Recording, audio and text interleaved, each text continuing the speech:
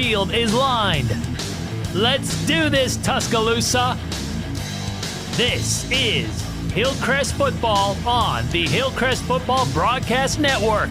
Now, Brent Jones, Brad Armstrong, and the Hillcrest Student Broadcast Crew on the Hillcrest Football Broadcast Network. The lights are on. The field is lined. Let's do this, Tuscaloosa.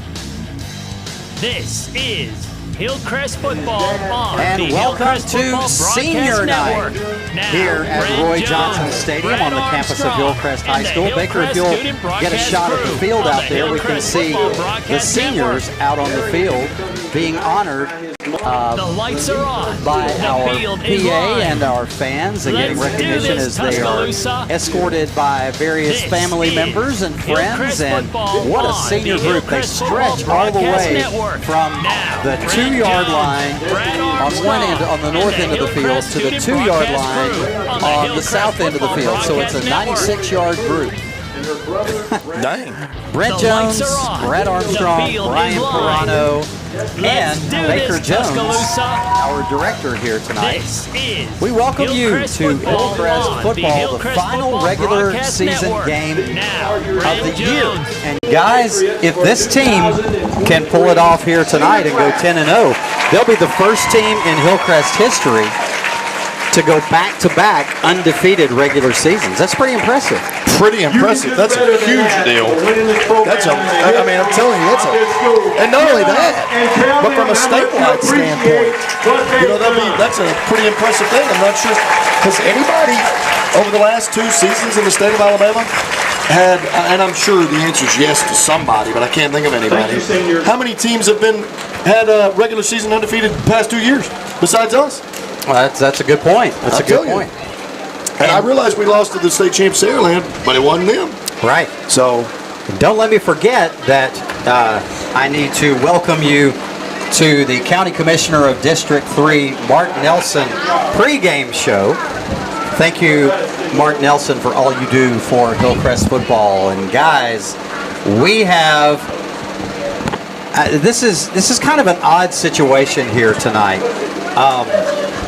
The game doesn't really matter as far as whether we make it to the playoffs or not. The game doesn't matter as far as whether we win the region championship or not. It's just basically a matter of pride, wouldn't you say? I don't know. I think there's a lot more to it tonight than pride. I think there's a sense of confidence boosting that can happen. I think there's another opportunity to develop good habits. I think there's another opportunity to develop depth. So it's not just about pride to me, but it's about closing the season, at least the regular season, in some sort of preparation for the playoffs. It's not going to be just about pride tonight, guys. It's about what are you trying to be ready for in 2 weeks when we host the first round of the playoffs. And that's what it feels like tonight to me. So you're preparing for that. Everything is a preparation. Right, and a lot of times a senior night is looked at as the final game of the season or the final game at a stadium, but that's not the case here tonight because we know that this team will be back here in this stadium again in 2 weeks for the first round of the playoffs. We just have to get it settled as to who officially we are going to be playing, and we'll talk more about that as the night goes on as well. Right. Definitely. We'll have a lot of action for that. I mean, not only that, we've got Saraland Theodore, which is a huge battle for Class 6A Region 1. Huge, it's very important for us in our playoff path, which we hope is a long one. Homewood-Briarwood tonight, which is another crucial game in Class 6A. Helena, Benjamin Russell. So all those games are critical, but not only that, but in Class 6A Region 4, you've got a lot of games and a lot of potential upheaval in Class 6A Region 4. Obviously here tonight with us taking on McAdory, but Central is at Hueytown tonight. Right. And that's a big deal because if Central were to pull off an upset at Hueytown, that could really cause some trouble. Yeah, Brian was talking about it as we keep it here at home in Region 4. First of all, the chaos that could happen for the 3 and 4 seeds based on tonight's result from around the region. Well, remember, Bessemer City beat McAdory. Right. And if we're able to pull off the win against McAdory tonight, then, that's going to have a lot to do with region standings. Oh, yeah. And so it's just a really big deal to think about that sort of thing. So, hey, we're already doing this, so let's take a little sneak peek before we go to the Coach Jamie Mitchell show. Baker, if you can pull up the bracketology graphic, and we'll go ahead and take a little look at that. Brad? Well, if you'll notice, all the teams in red on this particular bracket are teams that are locked into place, which that's nice because if you'll notice on the left side, about halfway or 2/3 of the way up is the Hillcrest Patriots. And right now it's got us at playing St. Paul's. And that's probably the most likely scenario for us to host the Saints of St. Paul's. Right. But there is a chance that we play somebody else. McGill-Tulane has an outside chance, although very unlikely. But remember, the big matchup in that particular region, Saraland, if you'll notice, is at the top of that left side. Currently they have them placed in the 1 seed because you would assume that Saraland's the favorite and they probably won the region, but there is the chance that the Bobcats of Theodore win. And if that's the case, then you could potentially have a 3-way tie because remember, Spanish Fort already beat Theodore. Theodore then would have beaten Saraland, and Saraland has already beaten Spanish Fort. So that could really cause a lot of upheaval in Region 1. But those are likely the top 3 teams in Region 1, and they're all very good. They're all very good. So for us to think that there's an advantage by playing one over the other, the advantage is that 2 of those 3 teams would be in the bottom half, right. And we would only have to see one prior to potentially a semifinal run. It's going to be definitely one of the toughest first-round opponents we've had in quite a while. Oh, my gosh. Well, and St. Paul's is no slouch. That's what I'm saying. Right. And so, again, it could potentially be the Yellow Jackets and McGill-Tulane, which would be a rematch of, I believe, the 2019 first round of the playoffs when the Yellow Jackets came here and we defeated them soundly 31-13. But, St. Paul's knows what they're doing. They've got good talent, they've got good coaching, and it's certainly going to be no joke when it comes to the playoffs in Class 6A. Right. All right. Well, that's a little sneak peek at bracketology. We'll look a little bit deeper into that here in just a bit. But right now, we're going to take a quick break, and we're going to move on to the Coach Jamie Mitchell pregame show and see what Coach Mitchell has to say before tonight's kickoff. Keep it here. We'll be right back after this on Senior Night on the Hillcrest Football Broadcast Network. As you head into the playoffs, right? It is, and of course, there's 2 sides to that coin. We lost our starting quarterback for the year last year in this game. And lost Jay Johnson, You had to remind me of that, didn't you? Well, it's just kind of the risk you run. But, yeah. If I were to walk in there and tell any of our senior starters that, hey, we're just going to rest you this week, they'd hang me. Right. They want to play. And I they want need them it. to They play. need the reps. Yes, we do. And they work too hard to just say, hey, we're going to sit this one out. We don't train them that way. We don't talk that way. I mean, this game's the next one on the calendar, and they are jacked up about it. We're jacked up about it.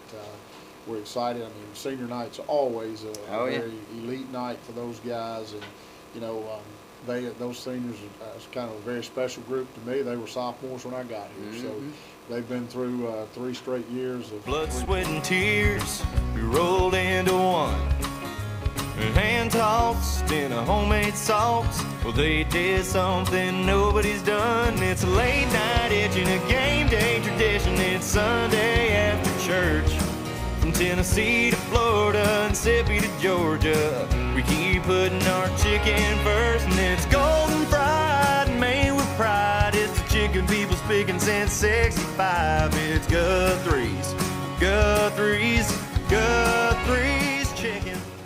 Serving the University of Alabama alumni, students, and fans since 1939, Bama Stuff is the perfect place for all your Bama merchandise needs. They have a large selection of Nike official on-field apparel, as well as everything you need for the perfect game day experience. Come see our exclusive in-house designed Bama apparel and souvenirs to help you stand out. Located on the heart of the Strip on University Boulevard, in the shadow of Bryant-Denny. They're open 7 days a week, or shop online anytime at BamaStuff.com. Bama Stuff is proud to be UA alumni and veteran owned and operated. Patriot Nation, it's definitely worth your while to make the short trip down 69 South to Tammy's Salon. Tammy's is located in Moundville on Highway 69, just down from Family Dollar. They offer men's, women's, and kids' haircuts, color and highlight services, perms, and facial waxing. Friendly customer service and great cuts and color at very affordable prices are what you'll find at Tammy's. Come support the salon in Moundville that supports the Pats. Tammy's Salon. Hello and welcome to the Coach Jamie Mitchell pregame show. Coach Mitchell cruising right along, 9-0, big homecoming win over Bryant. I know that you're always glad to get a win, to get a region win, to stay undefeated, but you're also glad to get homecoming behind you, aren't you? Great experience, but for coaches, it's kind of a relief, isn't it? It absolutely is. Just kind of a breath of fresh air on Monday to be able to get back into our regular routine and hopefully not have to worry about, silliness or things that go along with homecoming. But it was a great win for us. Most importantly, it wrapped up the #1 seed. Yes. So by going away, that's the most important thing. We know right now we're the #1 seed in our region. We know we'll be at home for the first round of playoffs. So a lot went into that, and a lot of wins got us to that point, and I'm just super glad to have that locked up. What was your general overall assessment of the team's performance, Brian? Some good and some bad. Ball being on the ground 3 times in the first half is just not acceptable. We had some things defensively that I just was not happy about. Just didn't feel like we did a great job in the secondary. I guess as any coach would tell you, there's always plenty of room for growth. We got to continue to fill in some holes that are going to be problems for us as we move forward. And you got to try to address those immediately. You can't wait till it happens in the playoffs. It's too late then. All right, so McAdory coming in, and even though you've wrapped up the region, it is a region game. Talk about the importance of a win here Friday night. Well, it's going to be a heck of a ball game, and I'll tell anybody that. I think McAdory is as talented on the offensive side of the ball as anybody we've played. They've got a kid that's committed to Mississippi State, an SEC wide receiver. They've got another kid that's got multiple Division I offers. This will be the best quarterback that we have seen all year long. He's a real dual threat guy, and McAdory's always going to be as athletic as you are, and I think they'll match our athleticism. They'll match our ability. They've kind of had a quirky season, I mean, they've got 2 hard-fought losses against 2 really good teams, and then a bad loss to Bessemer. But they are a high-level opponent, and could not ask for a better opponent to get us ready for the playoffs. Yeah, that's what I was going to say. This is just what the doctor ordered, to have a little bit of a challenge as you head into the playoffs, right? It is, and of course, there's 2 sides to that coin. We lost our starting quarterback for the year last year in this game. Lost Jay Johnson, You had to remind me of that, didn't you? Well, it's just kind of the risk you run. But, yeah. If I were to walk in there and tell any of our senior starters that, hey, we're just going to rest you this week, they'd hang me. Right. They want to play. And I they want need them it. to They play. need the reps. Yes, we do.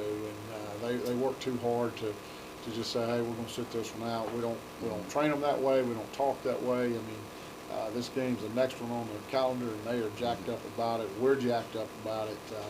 We're excited. I mean, senior night's always a very elite night for those guys, and those seniors is kind of a very special group to me. They were sophomores when I got here, so they've been through 3 straight years of 3 great seasons that they've been able to be a part of, and I think there's 37 seniors total that we're going to recognize Friday night, and they've poured every bit of their heart and soul into our program. We wouldn't be here without them.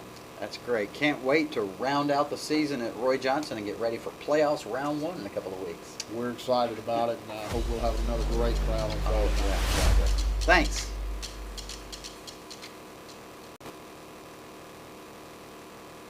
"55 years of blood, sweat, and tears, we rolled into one.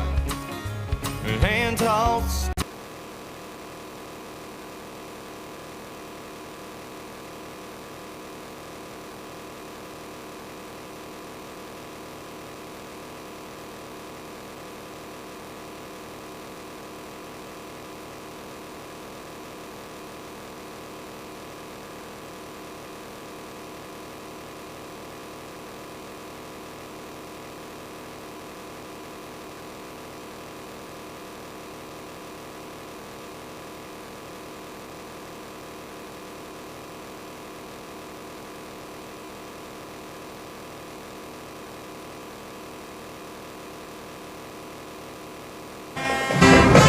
right, welcome back to Roy Johnson Stadium here on the campus of Hillcrest High School.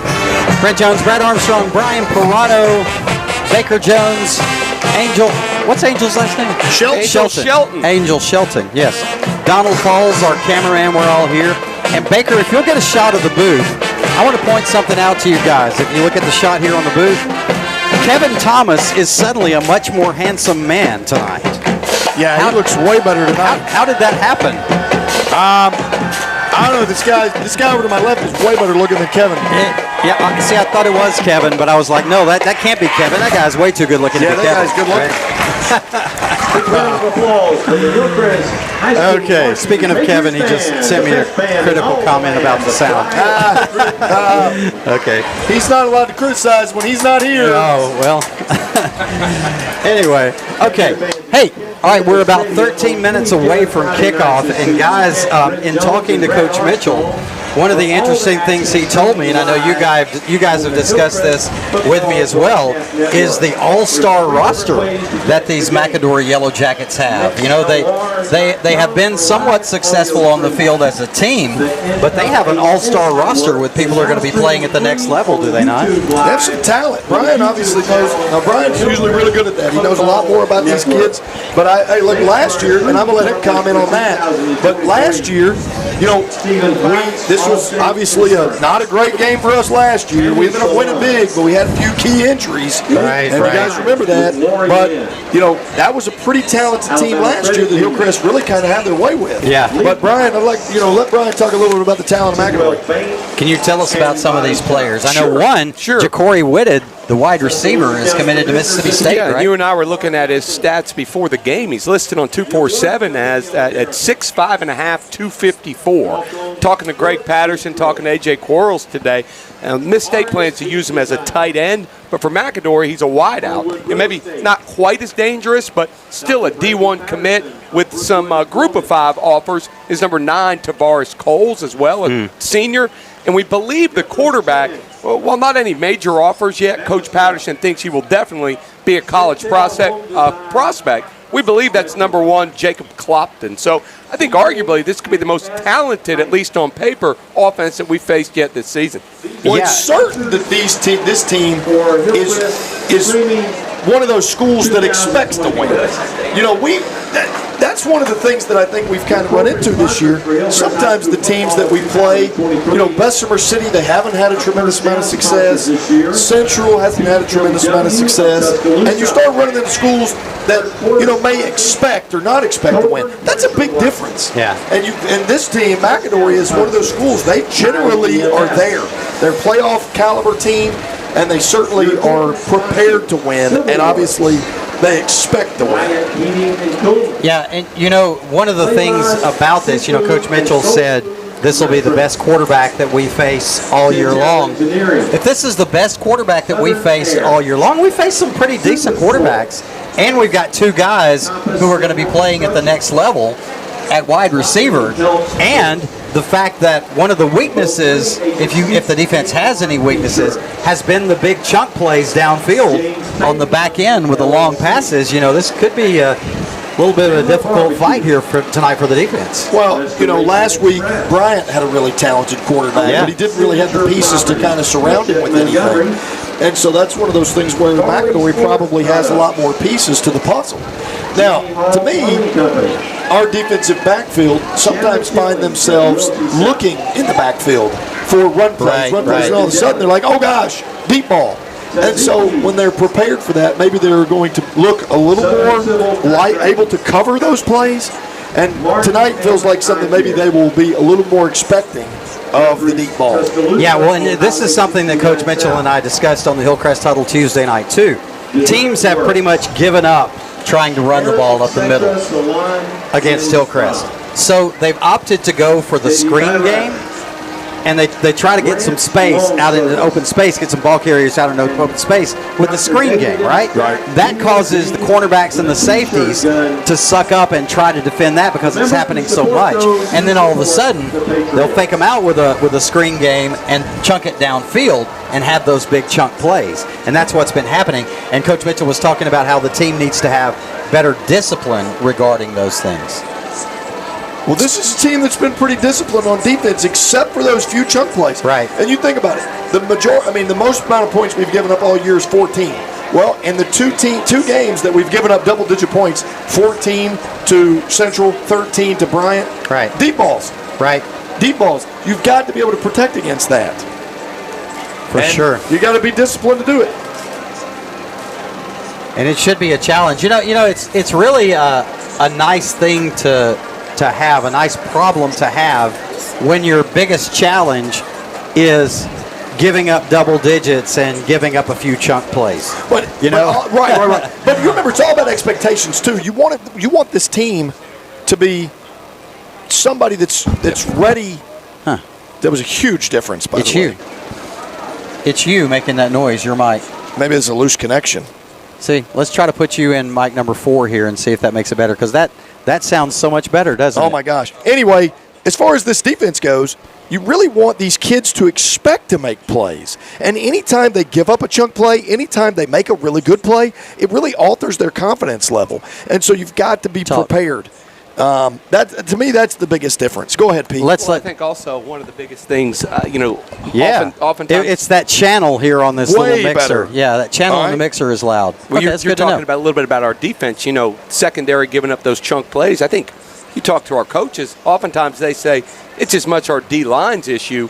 We send a lot of people. They're in charge of getting home, and if they don't, then these D backs are on they're on an island back there. And it's tough to cover talented wideouts with good quarterbacks, for 3, 4, 5 seconds. It's important. All right. What happened? There it came back. What'd you do, Pete? You were good there for a minute. I checked my phone and I talked. Yeah. No, it was definitely I'm sure it was something I did. What is that? It's the fan. Donald, move your... Is it that fan? I mean, that's what I hear. That is the I know fan. That means there's something over here. I hear, yeah. So now the fan's gone, and now we're good. Yeah, are we good now? I think we're pretty good. All right, so are we doing something a little bit differently here for senior night? We're getting ready for the Alabama Credit Union coin toss. If we could get a shot down of the field there with the captains coming on, making their way to midfield. The Hillcrest fans, student section, lined up on the south end goal post. We don't have it, we'll go get it. Getting ready for the Alabama Credit Union coin toss. The captains for Hillcrest tonight. Do we do it where all the seniors are captains? Real quick. Then 4 representatives? We do. And I will say, I do want to mention, we do have an honorary captain, one Gina Frith. Yeah. And she is as Hillcrest comes. Right. This is Breast Cancer Awareness Month. Yes. Our softball team is in the stands collecting money. And, Miss Frith has successfully battled breast cancer once, and, she's going through some things now, so we're real happy to be able to honor her. Yeah.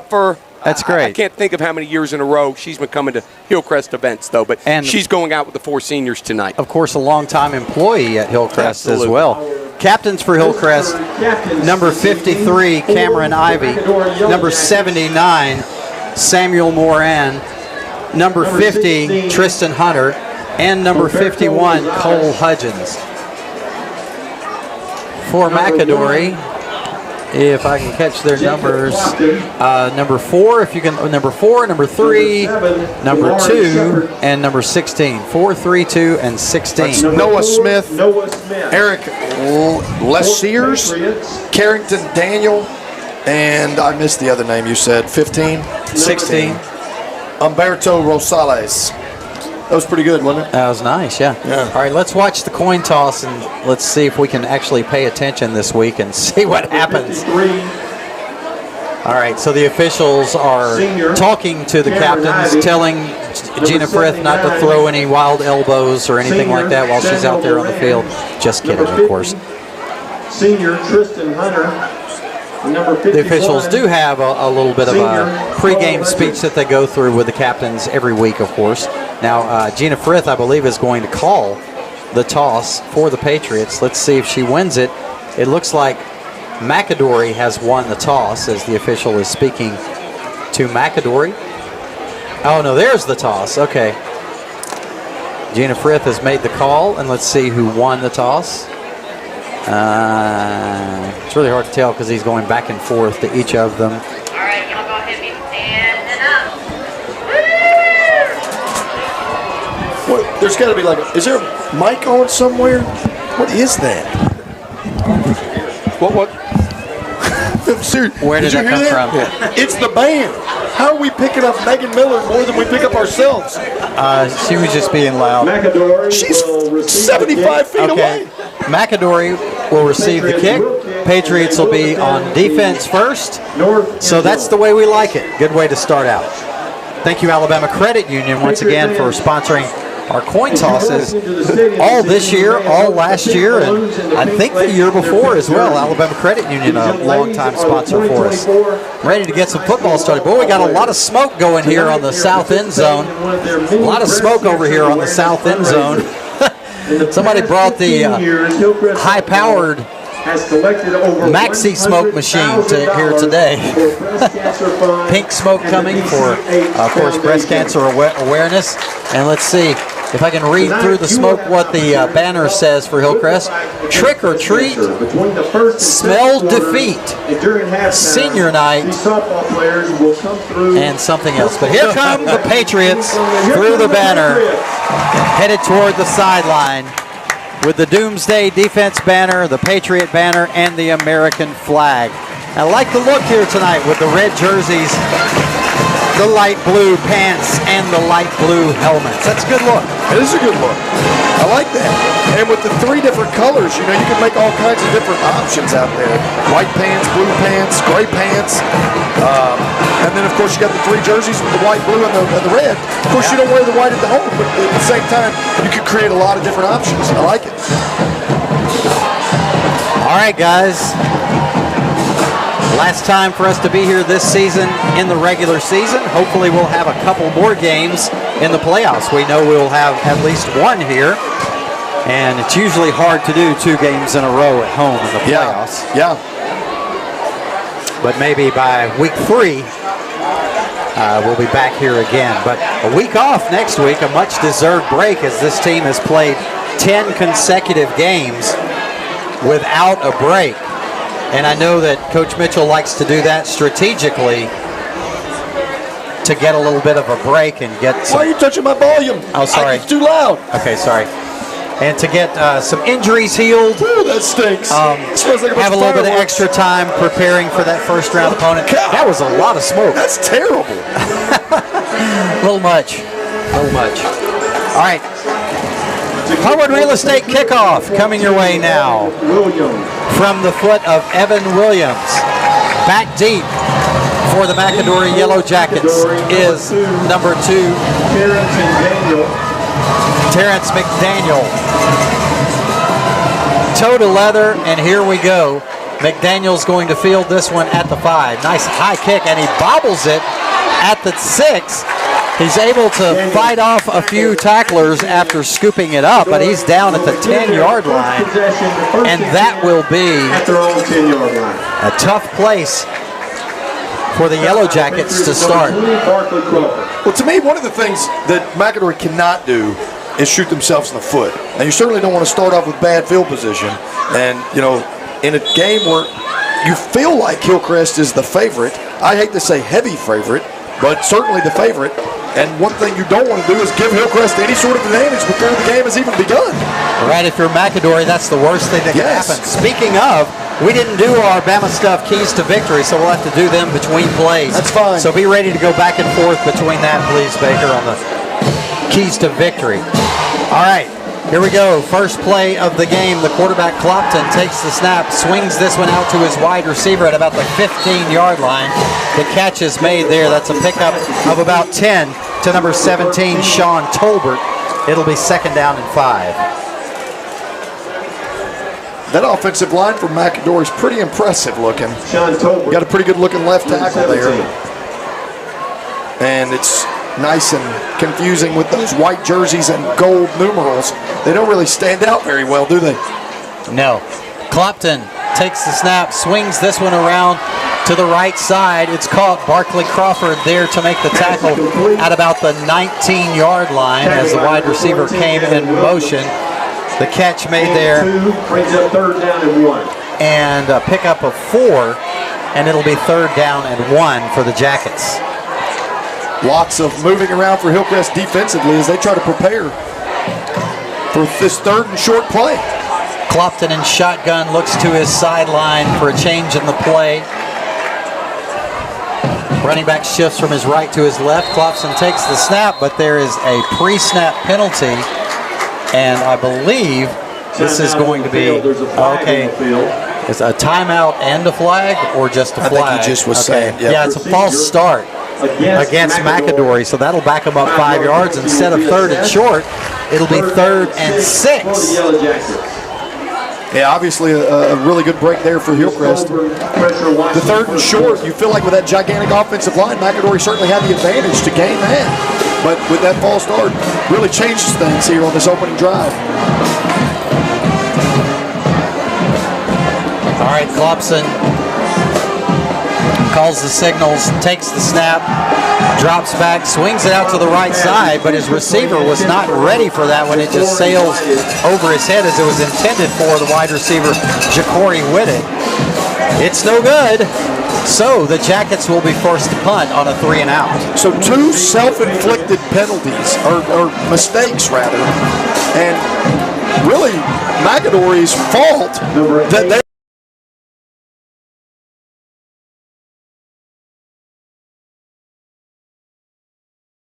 and then the penalty on 3rd and short leads to a punt. Hillcrest getting the ball with pretty good field position, you figure. The dual punt returners for Hillcrest back deep.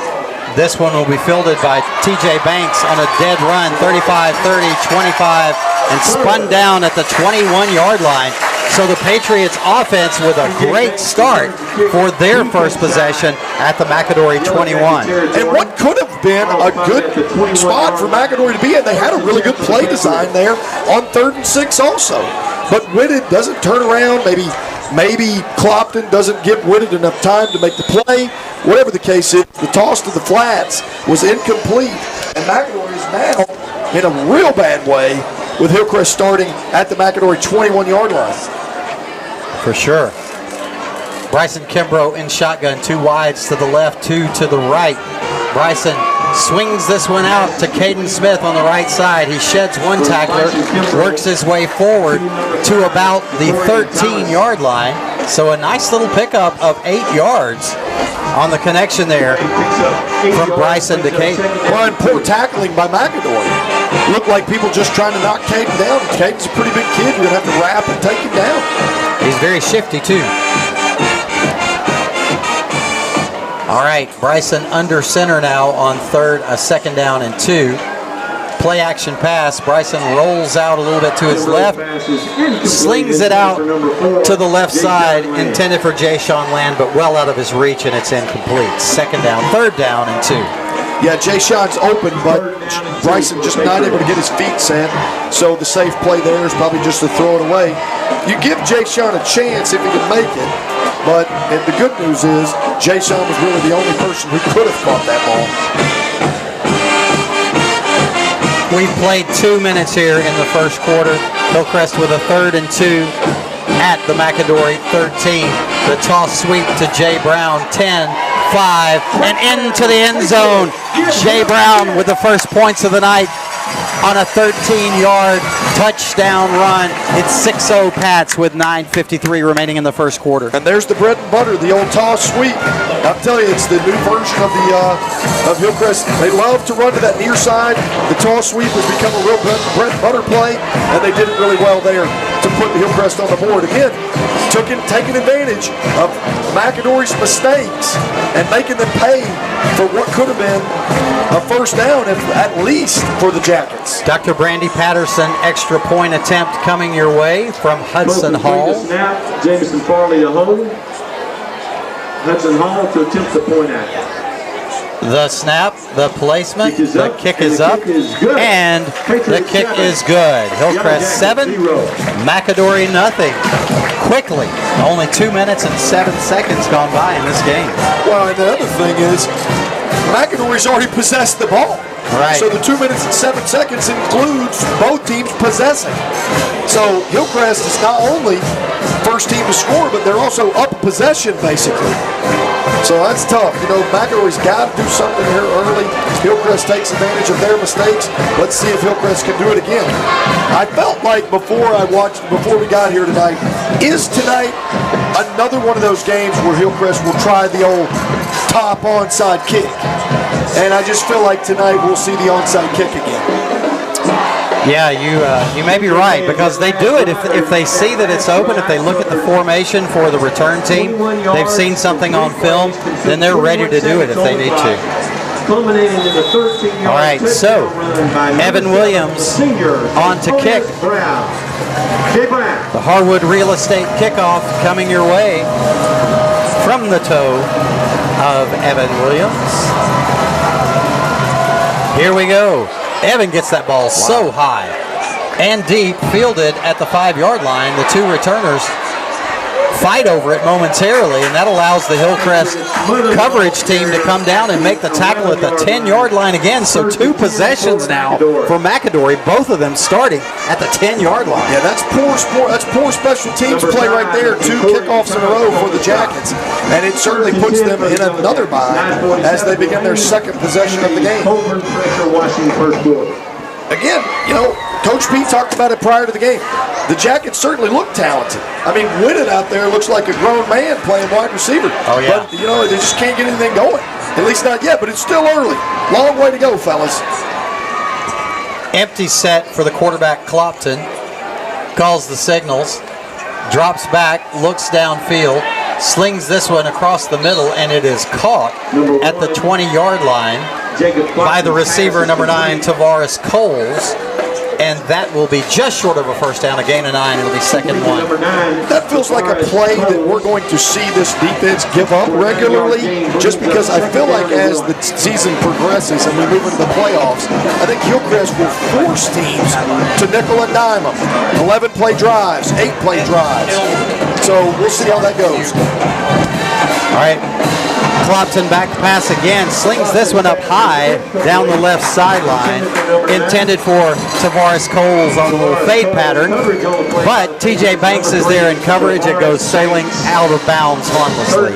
It feels like, you know, hey, let's take a shot. We have 3rd and 1 coming up. If we're incomplete, we feel like we can get the 1 yard, so why not take a shot? The only problem with that is, to me, if you're McAdory, you try to pick another matchup. That may be not their most successful matchup choice. Clopson in shotgun, hands it off to his He keeps it, fakes the handoff, keeps it around left end, and man, he is 40, 45, 46-yard line out of bounds. A pickup of 26 yards as the Pats weren't ready for that one. And he picks up the big first down, the first one of the night for the Yellow Jackets. Yeah, nicely done there. They only had 1 wide receiver to the near side of the field to run a little read option, or at least quarterback run design, and they had really no Hillcrest defenders on this side of the field other than TJ Banks. But the linebackers recovered pretty quickly at least, and 26 yards later. Yeah. Clopson in shotgun, fakes the handoff, rolls to his right. He's being pressured, slings this one incomplete at about the 48-yard line. It'll be second down and 10. Again, I still think the strength of this team is to keep people in front of them. You know, I think, I can't even think of his name, the old defensive coordinator at Alabama. You know, his whole philosophy was bend, don't break. You know who I'm talking about, under Mike Shula. Joe Kines. And his whole philosophy, keep him in front of you, bend, don't break. And that feels like a lot of what Hillcrest does a lot of times, and it works. Yeah, true. Little pitch out to the right side, and a great job coming up to make the tackle for the Pats. Number 16, Josh Whitehead, as he sped upfield and made the tackle right at the line of scrimmage on a play that looked like could have been a pretty good gainer for the Jackets. Yeah, and I also felt like that play gained something. But that spot certainly doesn't show it. Did it not look like he gained a yard or 2? Well, he got the pitch pretty deep in the backfield, so it was a little bit deceptive. I thought he landed ahead of the sticks, or at least the 10-yard stick. All right, so 3rd down and long, 3rd and 10 to be precise. Clopson rolls out to his left, slings it downfield, complete at the 49-yard line. That's going to be very close to the first down as the catch is made there by Ja'Cory Whitted. They're going to say Very, first very down. close. Yeah, they're going to go Let's ahead see and where say he is first at the down. sticks when he goes out. I thought he got it. And it looks like he didn't get too good of a spot, but it was a good enough spot. Yeah, I agree with you, Brent. I thought he was closer to the 43 than they gave him the 44, but regardless, he did get the first down. So that's a big first down pickup on 3rd and 10 for the Jackets. Just to note, this is the 7th play of the McAdory drive. 3 wides to the far side of the field, none to the short side here with us. Klopson swings out a screen pass. It's complete. Wow. Tackle made at the 40-yard line after the catch is made there by Tavares Coles. Did you guys, anybody see a hold there? Maybe not. I thought there was a little hook out there on the outside, but those guys have a better angle than me. So no flag, no foul.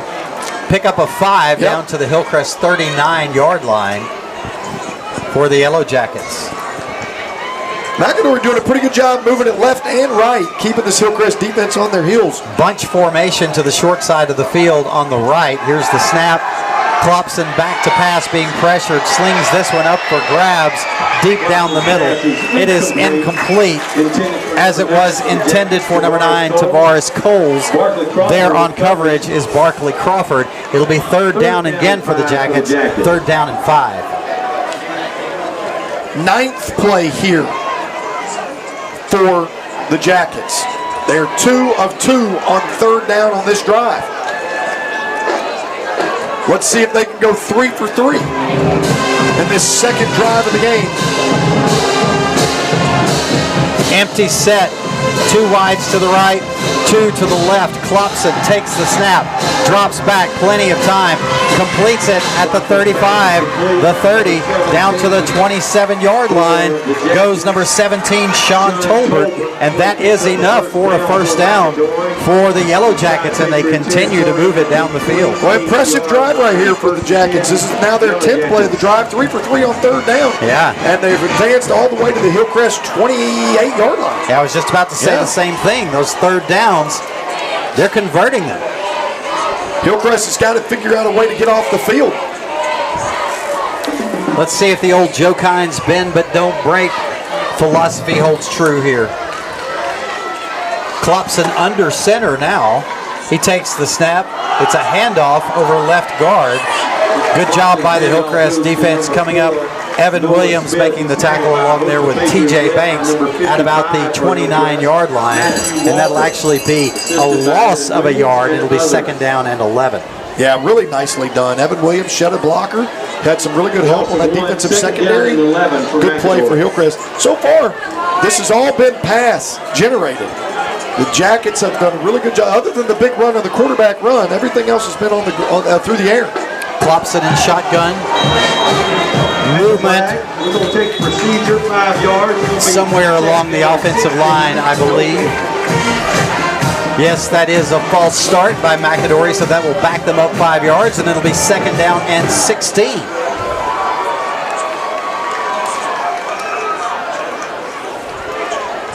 Just got a message from Kevin Thomas, said, YouTube looks good and sounds great. Great. That is great. And you know what's really good tonight too, Kevin, is the scoreboard. Wow. Scoreboard operator is top-notch tonight. Way better than normal. Here's the snap to Klopson. Klopson being pressured, steps up into the pocket, and he'll be brought down by big number 98, Matthew Cockrell. Not a sack, but he prevented a big gainer as Klopson had stepped into the pocket and was pretty much on track for a big gainer, but Cockrell caught him by the legs and stopped him short before he could get going. Yeah, really nicely done there. And if this is now the 12th play of the McAdory drive. And here's the thing, guys. They're 3 for 3 on 3rd downs. Can they go 4 for 4? All jokes aside, by the way, Kevin Thomas does a great job. Oh, absolutely. That was just a joke. Absolutely. just like, I talk about how horrible you are, but in actuality, you're worse than that. Oh, thank you. 3rd and 14 is a big challenge. A little bit different from their other third downs. Let's see what they can do.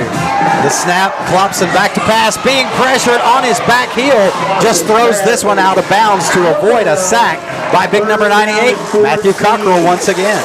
Yeah, everybody on the Hillcrest sideline is looking for a hold and not going to get one there. But there was a good pressure. Was that Adrian Love? I missed the number. Or was it Tavion Johnson? I missed it. I'm so sorry. I think it may have been Tavion Johnson applying the pressure. Regardless, McAdory is going to be forced. Is he going? He's going to kick a field goal. Yeah, I noticed this kicker. I noticed this kicker before the game. He's got a very strong leg. He was one of the captains tonight, Humberto Rosales, with a 49-yard field goal attempt. The snap, the placement, the kick is up, and the kick is just short, about a yard short of the goalpost. But you can see that kid's got a nice leg there, Brad. Here's the interesting part.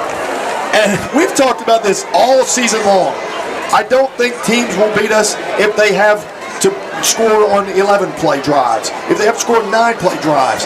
McAdory just had a 13-play drive, and they came away with 0 points. 13 plays, no points. Bend, but don't break. And they started at their own 10-yard line, I know. too. And they were 3 of 4 on 3rd down. All of that spells success. Yeah. And then they miss a 49-yard field goal to go empty-handed. That's right. I mean, that is really impressive on both teams. It looks nice on paper, all those numbers that you just said. But you know what doesn't look nice for them is that goose egg on the scoreboard. Also, I hate this rule. I realize it's a rule, but they kicked the ball. The ball was spotted previously at the 32-yard line. And now Hillcrest will take over. They basically get it at 17-yard advantage. Why would you not try a field goal? 12 Why would you not try a field goal from your own 10-yard line then? Yeah, I know. I mean, if you automatically get it from the 20, I'm serious. It's true. Is that the rule, really? You can't do that? That's it. So, I mean, to me, you would I've always thought, try a field goal from deep in your own end. It can go a yard, and then you net. Here's a 109-yard field goal attempt. So next time we have it, 4th and 3 from our the 10. Yeah, kick the field goal. Yep. And then you'd be like, you net 70 yards. And maybe we don't need to be broadcasting this. I know. Yeah, that's a good strategy to think about for the future, right? Especially in a close game, I mean, wow, what a dumb rule. All right, Bryson Kimbrough in shotgun. Takes the snap. Bryson will keep this one around. Oh, it is Caden. You're right. Caden has gone off to the races. 40, 45, 50 into McAdory territory. Wow, a big 31-yard gain by Caden Smith. Y'all, that kid's got some wheels. Well, they're going to keep giving it to him, and because he's so talented with the ball in his hands. They've really tried to do a good job of getting so many guys involved offensively. And, of course, TJ's very talented, Jamarcus is very talented, and now Caden is emerging as maybe the most dynamic offensive weapon for the Hillcrest Patriots. Yeah, for sure. Bryson back in the game and under center. Here's a sweep to D.C. Thomas around right in. D.C. makes a cut. D.C.'s at the 30, 25, 20, 15, 10, 5, and across the pylon into the end zone. Touchdown, Patriots. D.C. Thomas on a 49-yard touchdown run. Anybody. That was great. I know, I got you. Baker and Angel. That's right. Great job, guys. Great play design. I love it. Especially you go left with the quarterback keeper with Caden Smith, and you hit it with almost an exact opposite. You look like you're going to run to the left, and then you hit it a little reverse play to D.C. Thomas, who's a pretty good weapon in his own right, and then takes it to the house. Nicely done there, and Hillcrest now have 2 scores. 4:06 to play in the first. Here's what we can do here, Brad. We'll see the live time action here, then a replay here, and then a few seconds later if we need to see the replay again. And the kick is Extra point attempt, thanks to Dr. Brandy Patterson and Hudson Hall, is good. 14-0 Hillcrest, 4:06 remaining. Wow, did the game turn around really quickly right there, or what? Well, I mean, here's the thing. McAdory has certainly put themselves into some situations where they can be successful, but they're not capitalizing. They had 3rd and 1 on the first drive, which is a pretty doable first down. You know, you get a first down there, you're probably still driving the ball, right? They shoot themselves in the foot with a penalty. Well, what happened on the other drive? They run 12 plays. On the on the 11th play of the drive, a false start. It goes from second and 11 went to second 16. Yep. And so it really changes the game. So those 2 penalties for McAdory have been huge momentum shifters. Yep. And, you know, they've really negated what's been pretty good football by the Jackets. Right, for sure. Go have fun. Harwood Real Estate kickoff coming from the foot of Evan Williams. Evan Williams, the kick for the Patriots. The Jackets have received a kick twice. Both times they've started at their own 10-yard line. Another high kick from Evan Williams. This one fielded at the 3-yard line. Up to the 10, the 15, and brought down at about the 20-yard line is the return man, number 21, Jamari Harris. Well, in that time, at least McAdory was more definitive with who's going to return it. And then he makes a clean catch and, of course, gets their best field position of the night. But so far, you know, the indecision of the Jackets has kind of prevented them from having any sort of decent field position. 20-yard line's not great, but it's certainly better than it has been on their third drive of the game. 4 minutes remaining in the first quarter. Hillcrest up 14-0. Hillcrest with 2 big offensive drives. Well, one of them a short drive of 21 yards to start out the game. And this last one, a drive of 80 yards, capped off by a 49-yard touchdown run by D.C. Thomas. Klopson, the quarterback, is back to pass. He's being pressured. He just gets rid of this one in the direction of Ja'Cory Whitted. It's incomplete, but there is a flag in the defensive backfield. Well, there's a flag in the offensive backfield for sure. You're right. Now, the one in the offensive backfield is definitely offensive holding. I don't know about the defensive backfield. I didn't see that, but I clearly saw the holding in the offensive backfield. And then, of course, you know, worst case scenario, this is an offsetting penalty and we'll replay the down. So let's see what the official has to say. So we take a look at the white cap. Did he already make the call? No, here he comes. Holding against McAdory. Holding against McAdory, and I guess that's it. all. It's 2 holds. So, okay, so the back judge threw the hold call from back here as well, I guess. I wonder if he saw a different hold or if it was the same hold. Regardless, holding against the Jackets. And no penalty against Hillcrest, so that's great. So back it up 10 yards, and here they are back at their own 10-yard line again. First down and 20. Jacob Klopton calling the signals. 1 wide receiver to the right, 2 to the left. Swings this one out to his wide receiver on the right. Completion. Tackle made at about the 18-yard line on the receiver, Sean Tolbert. Pickup of about 8. It'll be 2nd and 12. And again, 3 penalties against the Jackets. They've really done a number of what they've been able to do offensively. Can they overcome it in this particular drive?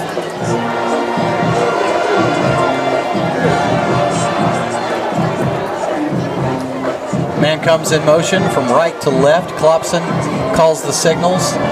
The snap. Klopson is back, swings it out over here to the left side. 20, 25. Cut up to the middle of the field, down to the 29-yard line. Evan Williams is able to trip up Shepard. Stopped by number 14, Evan Williams. About 2 yards short of the first down, 3rd down and 2.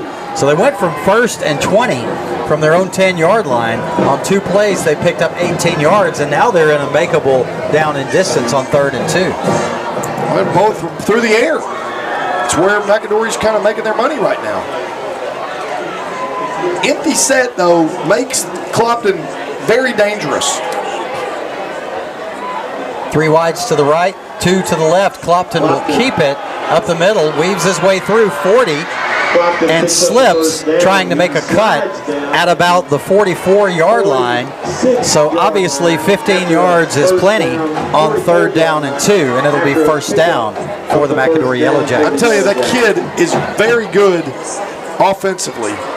He's very talented with his feet. He's obviously does a pretty good job spreading the ball around.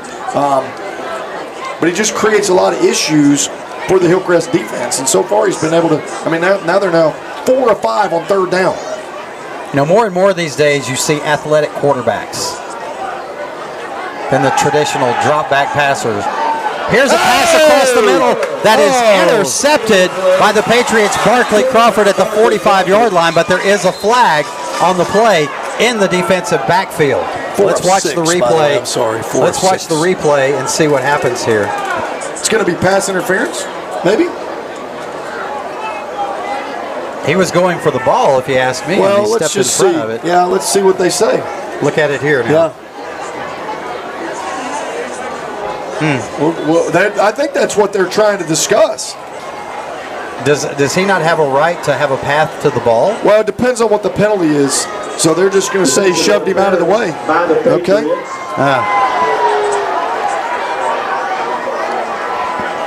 Yeah, I think that in watching the delay on the replay, it looks like Barkley might have shoved him right before he made his path to the ball. Well, that's why they called pass interference. So that negates that interception by Barkley Crawford, and it gives the Yellow Jackets a 1st down in Hillcrest territory at the 41-yard line. 1:52 remaining in the 1st quarter. Hillcrest up 14-0. McAdory driving. Clopton back to pass. Throws this one deep down the right side. Barkley Crawford great defense, Barkley. has this one bounce off his helmet as he makes the defensive play. Watch this. He kind of face guards him, but I guess he doesn't make contact, and the ball literally bounces off the top of Barkley's head. Nowadays, there are so many old school football fans who are yelling, turn around, turn around, turn around. And I think most of the techniques nowadays are being taught, don't turn around. Just follow the guy, read his eyes, and then try to make a play on the ball if you can. But it's a good 2nd play. down and 10. Klopson being pressured in the backfield and brought down by the Patriots' big number 94, Tyler Taylor. We'll call that one a sack. It's a loss of 3. Tyler Taylor on the stop.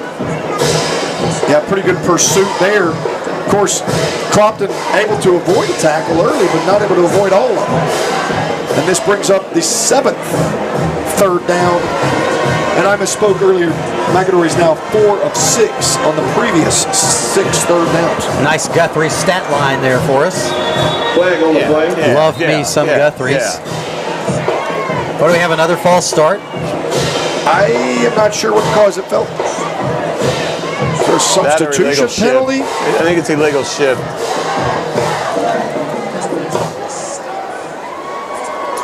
Yep. False start. No, false start. Yes.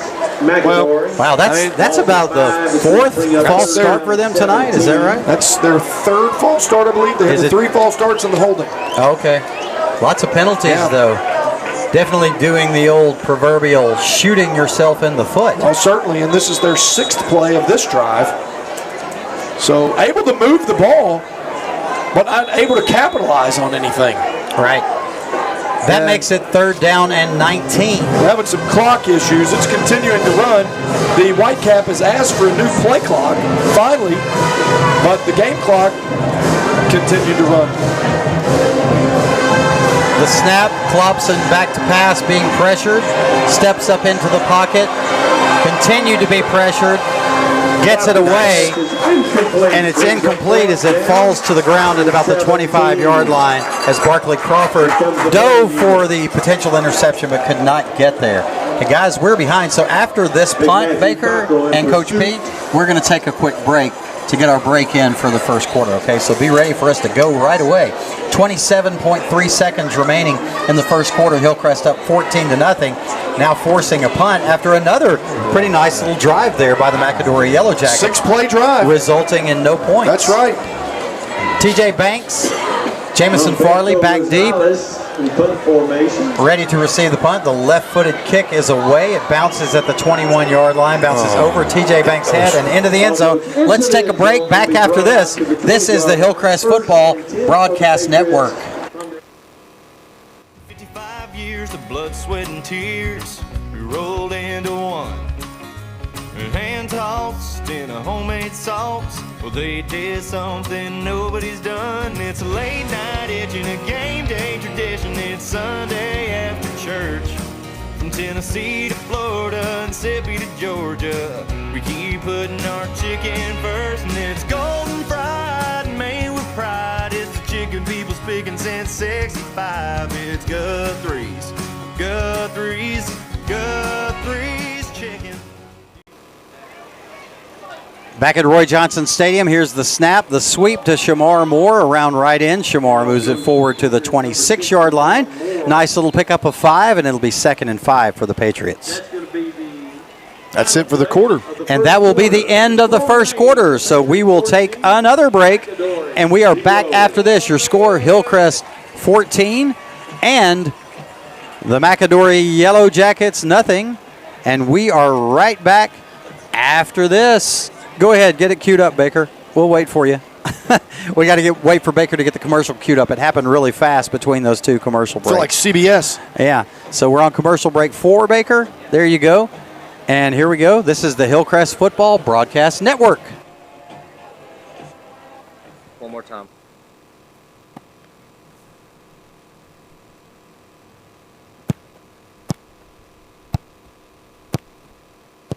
One more time.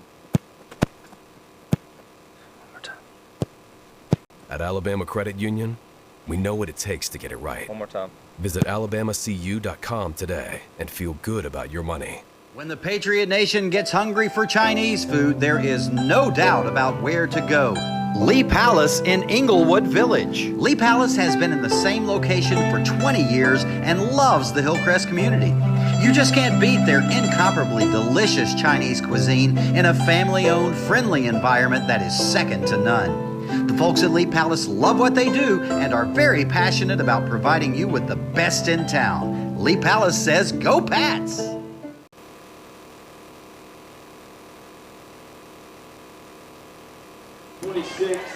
All right, we are back at Roy Johnson Stadium, ready to start the second quarter of action. And guys, I know y'all are scrolling for your scores, and we could get some RSV Design scoreboard updates coming up here in just a moment. You know, we never did the keys to victory. Well, we can certainly talk about those. One of them has kind of come in. One of our keys to victory was that we felt like McAdory should try to be explosive on offense. They've been pretty explosive, just not going to put any points on the board. The explosions aren't any good if they don't land. It's true. Bryson back to pass, quick pass over here to the right side, complete at about the 31-yard line. That's a pickup of 6 on the completion there to the Patriots, Jamison Farley, and it's enough for a Stephen Fikes All-State first down. Just a real quick RSV scoreboard designs update. And Coach P, correct me if you've got any other ones. So I've got Saraland 14, Theodore nothing. Briarwood 6, Homewood nothing. Vestavia 10, County High 0. And Gardendale 21-14 up over Mountain Brook. We'll keep you posted. Bryson takes the snap, keeps it over left hand. Bryson has gone up the middle, 50, 45, 40, stumbles, 30, 25, 20, 15, 10, and dives for the pylon and into the end zone. Touchdown, Patriots. Wow. On the 59-yard touchdown run by Bryson Kimbrough, showing some wheels. That was a big play. That was a great play by Bryson. No, that was a great block down there. I think that was Shamar Moore, wasn't it, Pete? Well, I mean, Bryson, if you notice, there was one man to beat, two men to beat. Yeah. Shamar sprinted down there, outran Bryson, took care of one person. Bryson was able to outrace the last one for Brent. How long was that touchdown? It was 59, I'm sorry, 59 yards. There we go. 59 yards. I'll tell you, that was a really nicely done play by Bryson. He wasn't all alone, but he made that last guy miss and really earned that 6 points for the Patriots. Great job. Great job. And great credit to Shamar. Dr. Brandy Patterson, extra point coming your way from the foot of Hudson Hall. And that will make it 21-0. Was that right, Shamar? I had 6. I took 5 or 6. See, it looked like he was smaller than 5 to me. How often do we do that? You know, the guys, they're similar in stature, similar in style of play. Exact same they height. play the same position, and their numbers are so similar. Well, Shamar is slightly bigger than DC, a little bit thicker. But so Shamar's a little shorter than DC. And that's really hard to tell, though, on the football field. They're basically the same size. And the other thing is we're old and we can't see that far. Right. So, man, whatever the case is, nicely done by the Patriots. And that extends this game, which really hasn't felt that one-sided. No. But the scoreboard says differently. Some big plays by Hillcrest, though. I'll say this, though. It's just the same thing. Field goals don't beat touchdowns, and points beat no points.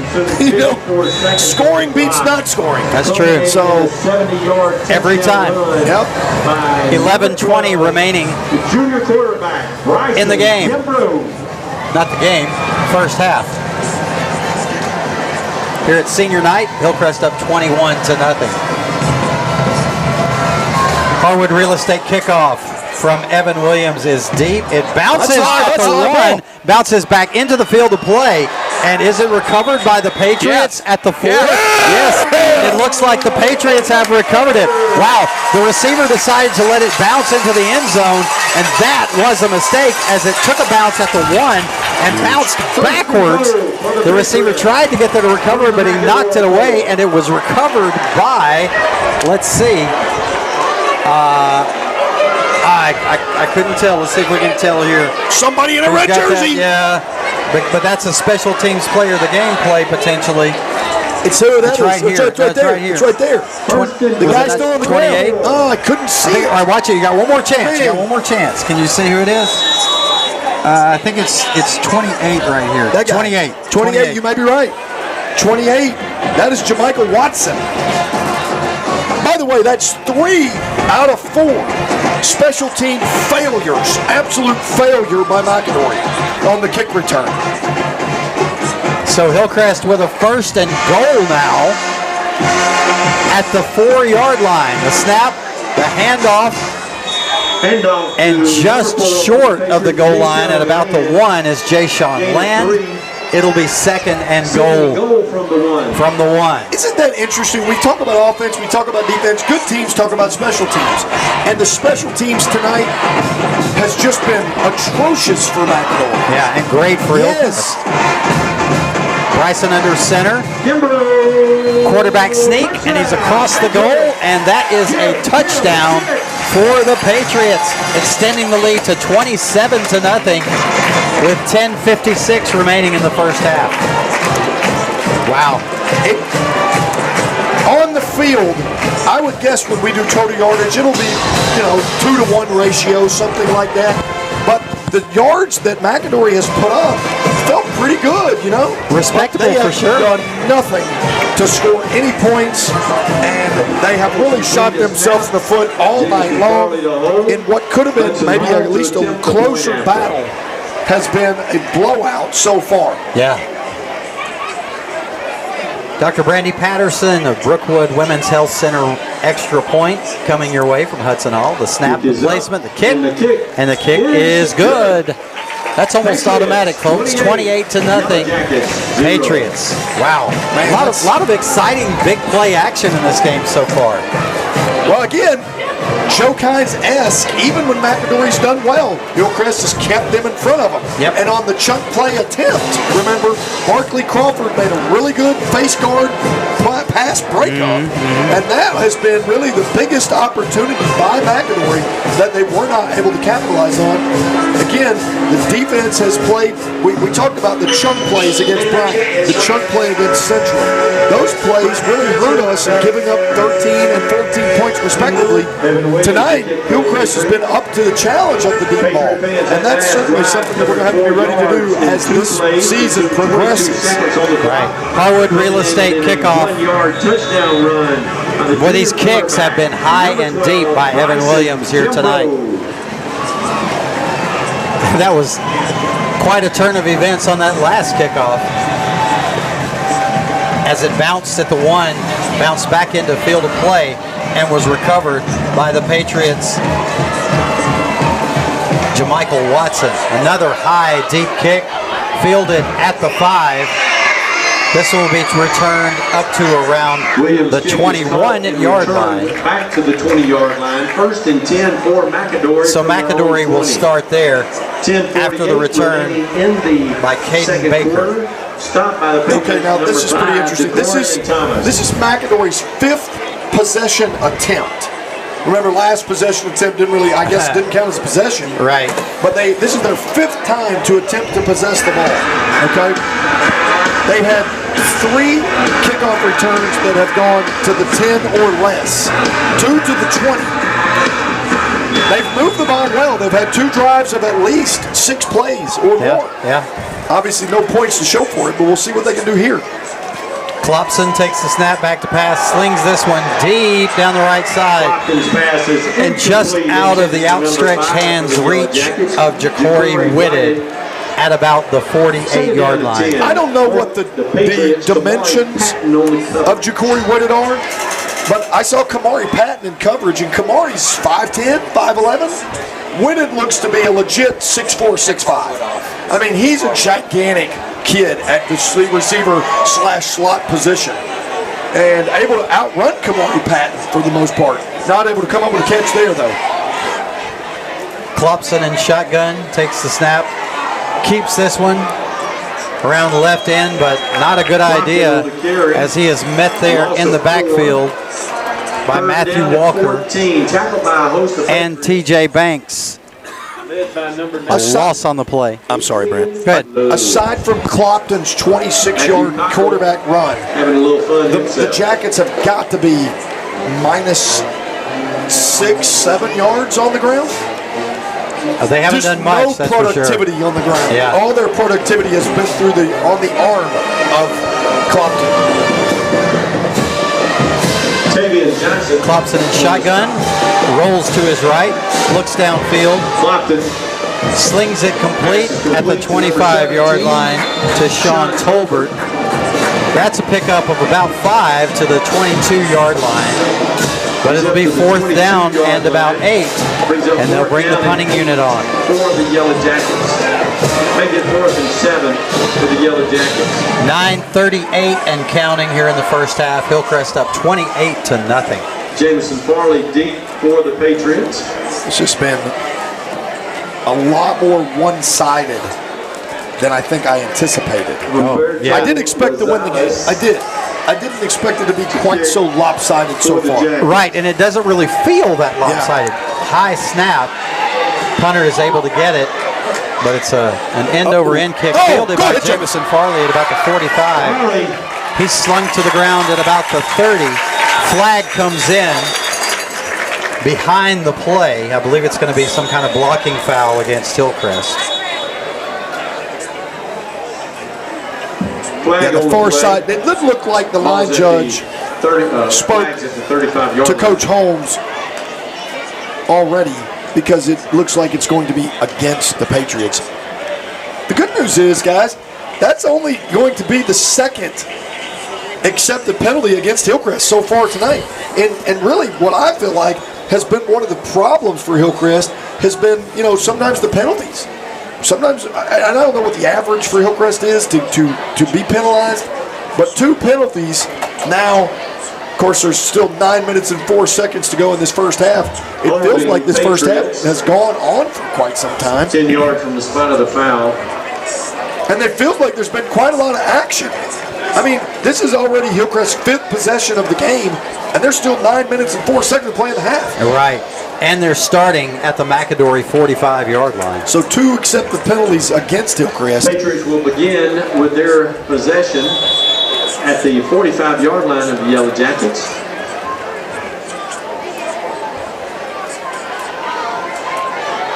All right, Bryson under center, I formation, Jay-Sean Land at fullback. And at the tailback position is T.J. Banks. The snap.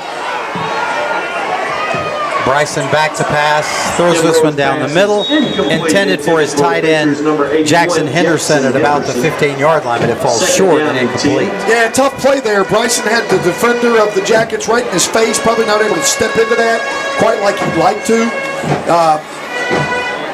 Jackson Henderson running a far side flag, from the near side, or from the far side seam to the near side flag, or to the near side corner, and not able to connect. But good job by McAdory to apply some pressure there. Bryson under center again.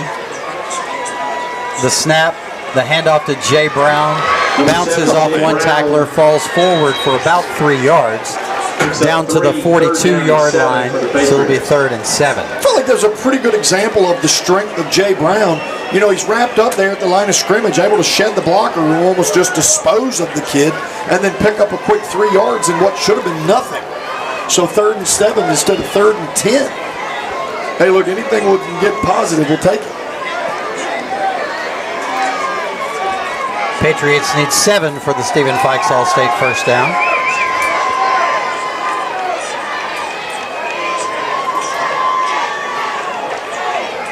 Bryson in shotgun.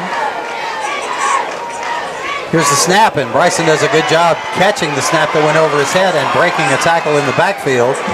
Rushes his way toward the sideline, crosses the 40, out of bounds at the 39.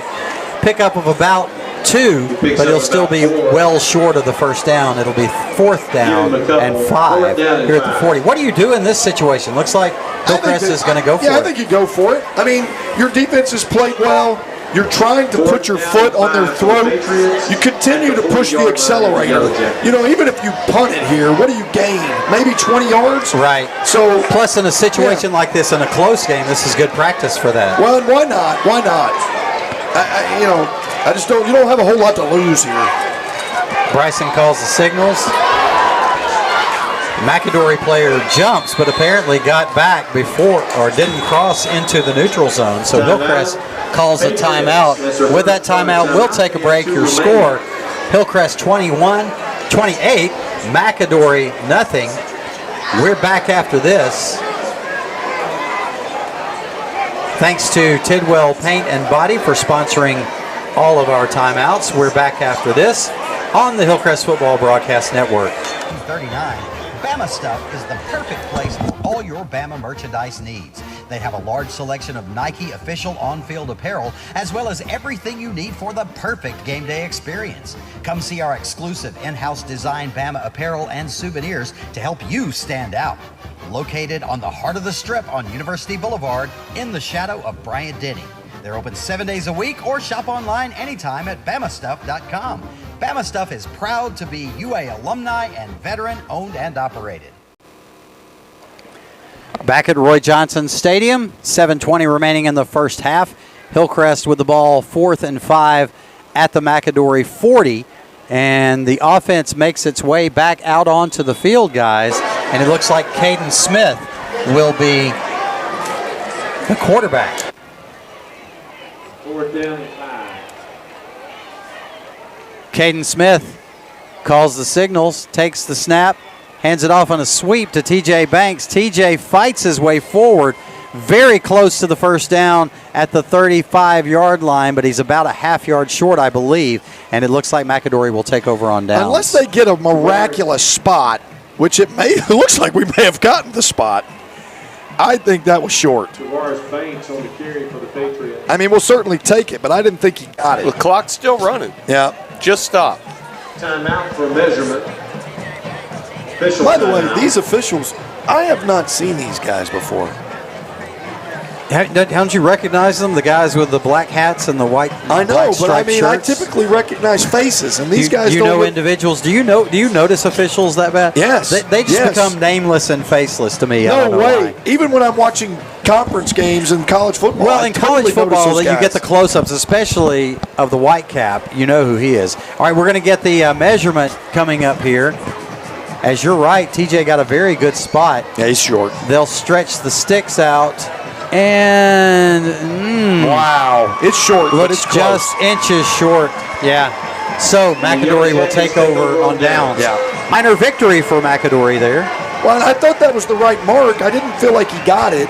But whatever the case is, Coach P and you and I were talking about what do you gain from that? Which situation do you want to put yourself in? I can see positives on both sides, punting and go for it. Whatever the case is now, I'd like to see this defense bow up again. They've given up a 14-play drive, a 7-play drive, a 4-play drive. They, of course, had another opportunity. McAdory just totally didn't have a drive after giving up the kickoff. But, here on their 6th possession of the game, the Jackets have an opportunity to let's see what they do. All right, here we go. Klopson takes the snap, hands it off. Handoff up the middle generally doesn't work against Hillcrest offense. And it doesn't this time either. Some extracurriculars is always fun. It's Matthew Walker and Christian Miller from McAdory exchanged some words of greetings. Or maybe they just exchanged greetings. Maybe so. Words of greetings sounds redundant. Words of greeting? That's what I said. It doesn't. Doesn't sound redundant. Oh, okay. All right. Klopson back to pass. Slings this one completed to Whitted at about the 45. And he is a load running down the field all the way down to the 16-yard line. So a big pickup for the Yellow Jackets there. He's a load. He's a big kid. TJ Banks is no small kid himself, but he looked like he was getting a ride there. And that kid's got some wheels to be 6'5". And what'd you say, 253, Coach P? 253, 254 is what he was listed on 247. It's got to be a legit tight end recruit or prospect there. Yeah, for sure. Klopson back to pass, being pressured by Matthew Walker. Gets it away, just throws it out of bounds to avoid the sack. It'll be 2nd and 10, 5:53 remaining in the first half. Look, this defense, I see Coach Patterson with the 28-point lead. Coaching that defense hard. You just want to continue to work on things. Keep them out of the end zone. This is every play is an opportunity to prepare yourself for the next game. And obviously, this is a team that prepared. We're hoping to play a lot of them. All right, Klopson in shotgun, 2nd and 10 from the 15 inside the Centel Home Design red zone for the first time tonight, I believe, for the Yellow Jackets. Klopson back to pass, being pressured, rolls out to his left. He'll just keep it and try to run this one, and he does out of bounds at about the 14-yard line. Picks up about 3. 3rd down and 7 for the Jackets. Is that the first time they've been in the Centel Home Design red zone? They've moved the ball, but I don't think they've gotten inside the 20. This is their first time in the red zone. Thanks again to Centel Home Design. Chris Centel. We want to recognize our senior band members and see an outstanding halftime performance. And his family. The Yellow Jacket Band. I'm sure. And of course, your Patriot Band. Josie Beth has a lot to do with that. Here comes the snap. The rollout from Klopson looking downfield. He completes this one into the end zone. Touchdown. He's across the line of scrimmage, though. Oh, was he? Yeah, he crossed the line of scrimmage before he threw the ball. All right. Did they throw the flag Yes. on that? Oh, Yes. okay, yeah, I see the flag now. So it's going to be an illegal forward Let's pass. see. Yeah, he throws it from about the 15. That's pretty close. But the officials are down there, so. Let's see. Here, I want to see it on this one. He's at the 5th. No way. He throws it closer to the 13. Yeah, he's about the 13-yard line. You're right. Oh, they call it sideline warning. Oh, but it's a touchdown. Okay, so. All right. Well, I thought he crossed the line of scrimmage. The rule on that is if any part of the body is behind the line of scrimmage, then you get the benefit of the forward pass. So, and maybe he was. It was pretty close. It was pretty close. It was pretty close. But regardless, points for the Jackets. 28-6 now. 5:35 remaining here in the first half. The extra point attempt is up, and it is good. Have you noticed our sound within our headphones here has improved? Yes. Wow, what happened? Only took 10 games. Man. No, look, it's been so good. much better. I figured out I think it's your mic, P. If your mic is up too loud, we get a lot of extra noise. But if I bring you down a little bit, then it adjusts. Don't touch it. Don't touch it. Nobody touch anything. Well, I had to touch it to fix it. Yeah, I know, but now that it's fixed, no touching. Okay. And the thing about it is that it sounds fine to our listeners and viewers, but to us, we have so much background noise. It's like a headache waiting to happen. It's like I'm standing that's next a to good description the of band. you. Yeah, that's Baker, how do you live with this guy, man? Good for you, Baker. Good for you. What did he say? He said, "I'm just used to it." Isn't that what you said? Oh, he said he said I just do. Yeah, but I thought he said I'm just used to it. Okay. You like Baker because he's a kid, but Baker's like his sense of humor and his personality are almost a carbon copy of mine. Oh God! Oh, Baker, choose Lindsay's. I'm just kidding. Here's the Harwood Real Estate kickoff, fielded at the 5-yard line, up to the 20, the 25, the 30, breaking free, 35-40, 45-50, 45-40, and out of bounds goes T.J. Banks on the big return of about 45 yards for the Pats. It's pretty dangerous, huh? And we've said this so many times. Every time he touches the ball, he just believes he's going to score. And there's something to be said about that, you know? And it's a he does thing. often. Yes. But the level of confidence that he plays with, or with which he plays, is fabulous. With which he plays. I'm telling you, he's phenomenal. I mean, like, he's just a really explosive That comment player. brought to you by the Hillcrest English Department. I'm sure, yeah. Well, I look, every time I speak, I know Brian Perano well enough to know that he's silently correcting my grammar. Every time?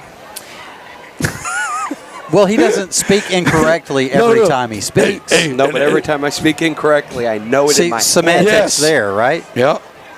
Here's the snap and the handoff to Jay Sean. Land on the belly G, but he's got no room.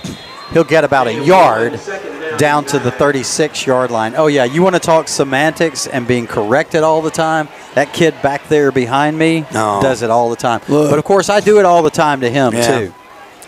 But I'm like you, Coach B.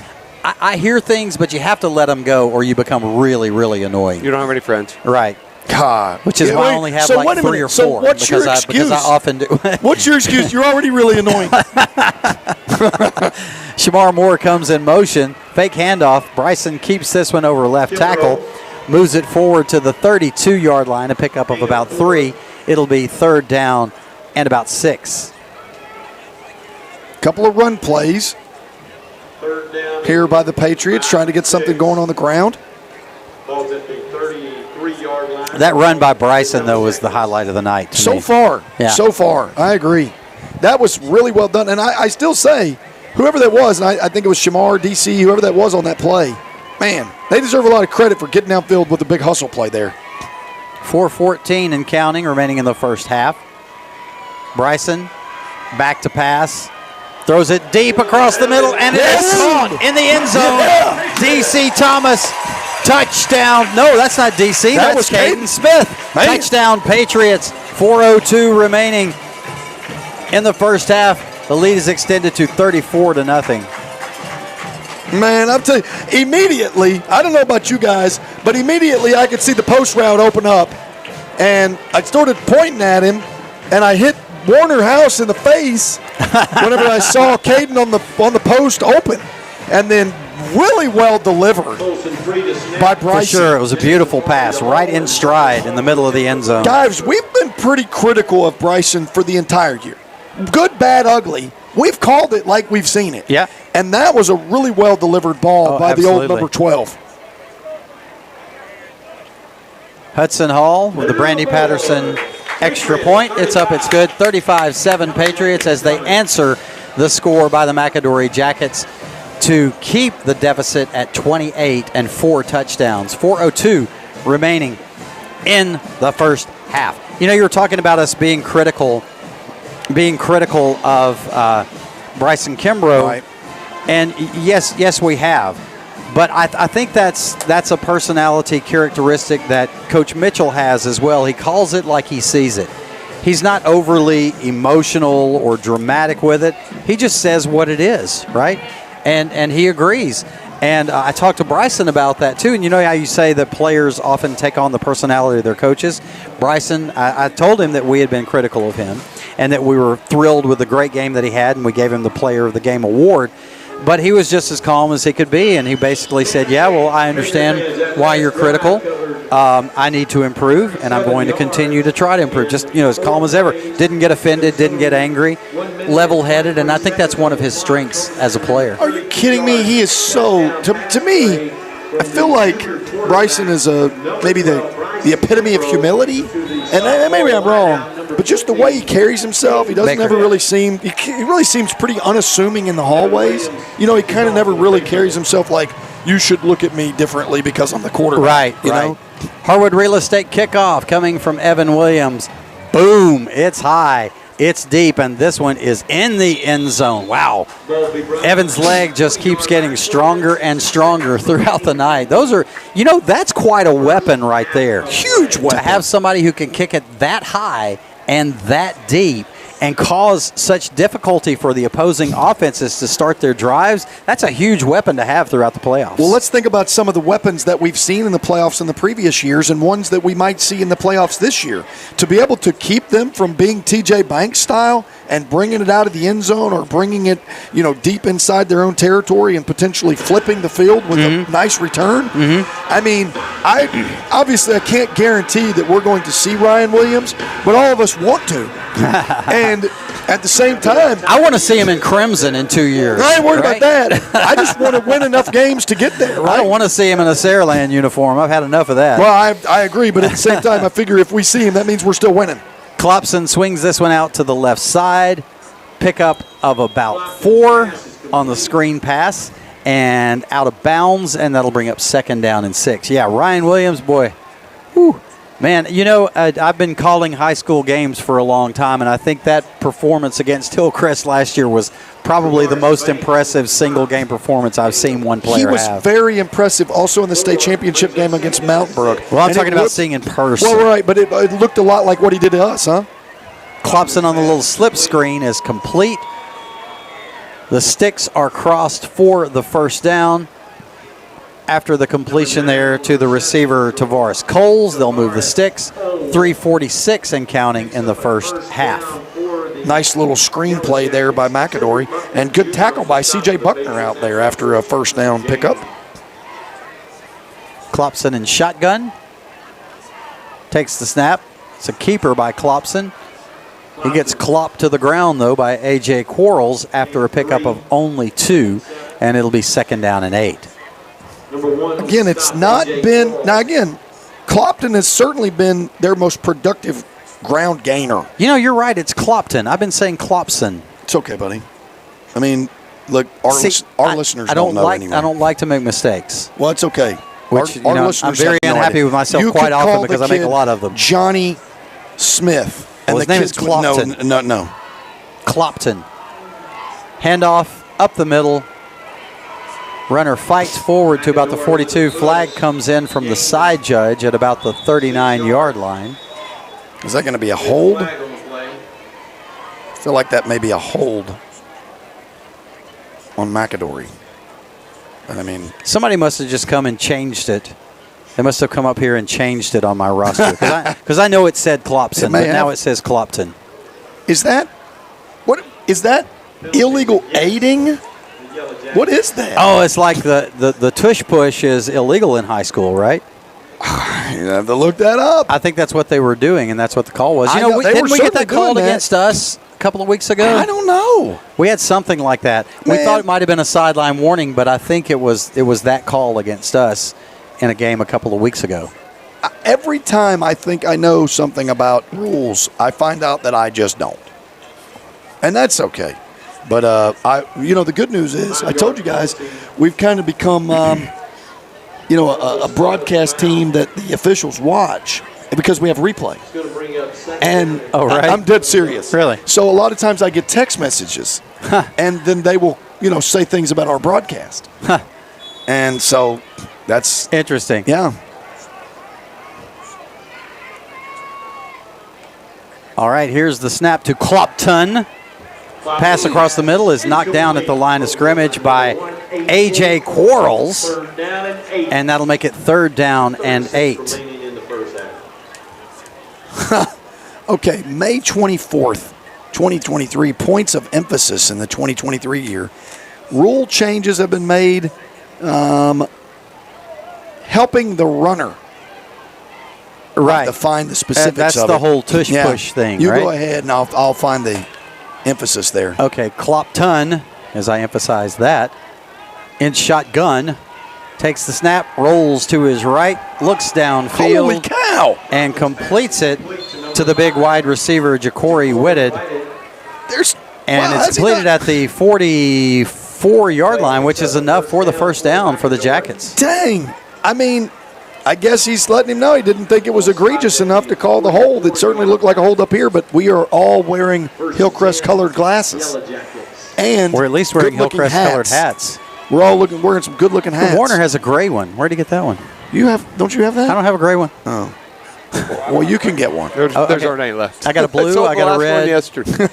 So seriously. The handoff up the middle, nowhere to go. You might as well just give up the inside run game entirely when you're playing Hillcrest High School. I'm interested. We can take a break. Yeah, do we need a break, guys? Okay, let's take a break here with your score 35-7 in favor of the Patriots. Back after this. This is the Hillcrest Football Broadcast Network. Hey, Pats, have you heard about Linked for Life with Lori Lynn? Hillcrest Football's longtime friend and supporter is offering this new permanent jewelry service, and here are the reasons you should give it a try. You'll have no hassle to find jewelry in the mornings. It's low maintenance. It's water resistant. It goes with everything. It's tarnish resistant. It's classy and timeless. It's fun to do with friends. It's easy to take off if you need to, and simply because you want to. Contact Lori Lynn at 205-886-3093 and get Linked for Life today.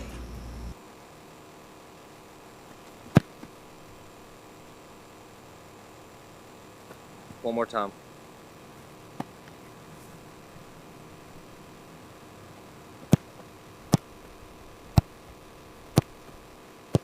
One more time. One more time. At Alabama Credit Union, we know what it takes to get it right. One more time. Visit alabamacu.com today and feel good about your money.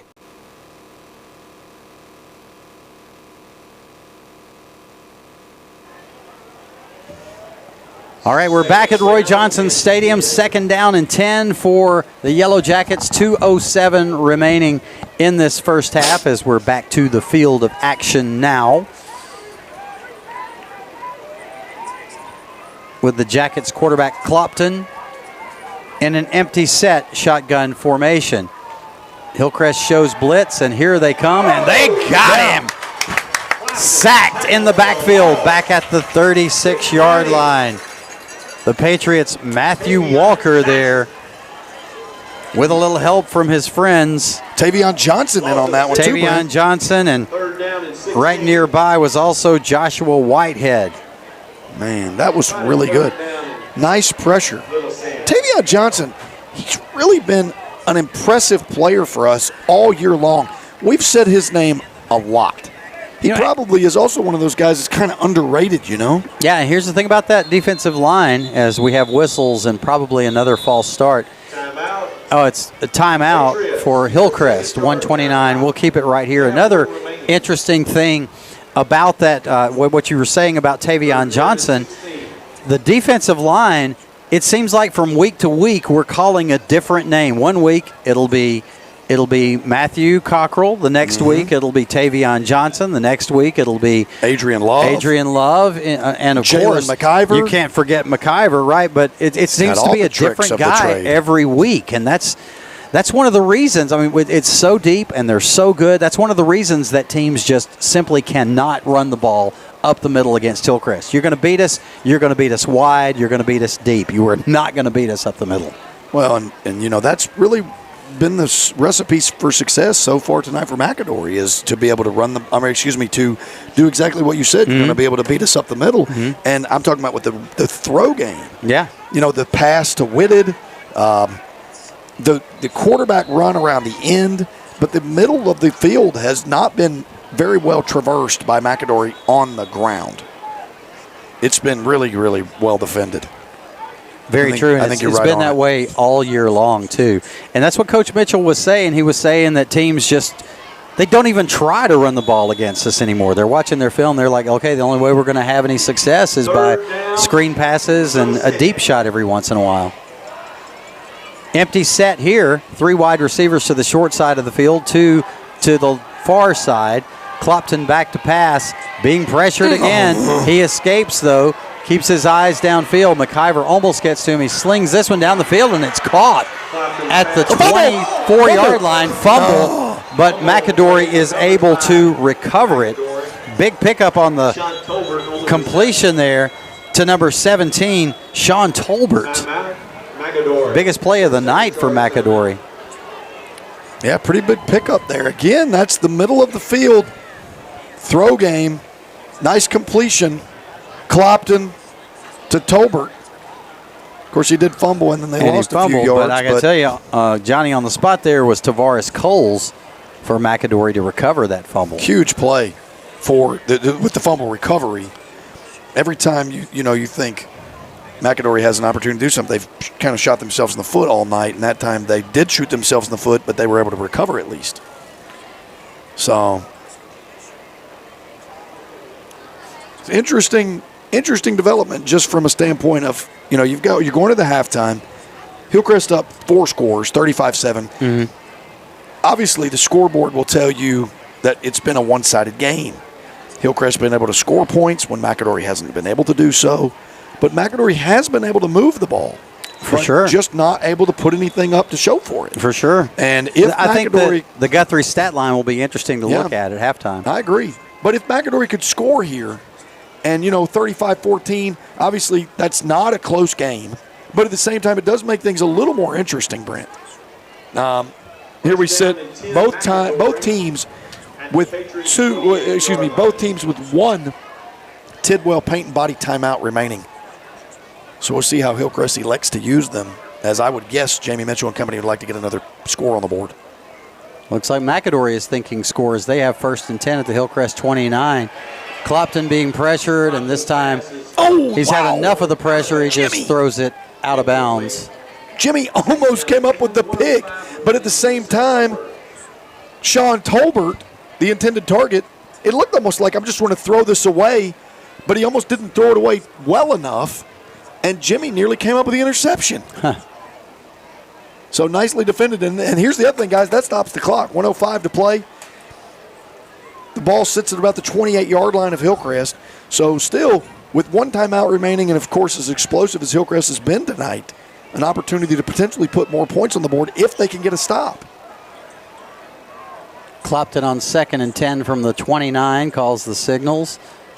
Takes the snap, rolls to his left, and he will be sacked. Well, it's going to be intentional grounding. Yes. As Clopton got rid of it at the last second, being pressured there by Adrian Love. We just talked about him. And there's another one of those defensive linemen that you talked about just now, Brent. You pick your poison, but all of them are dangerous. Yep. Very well done. Good pressure.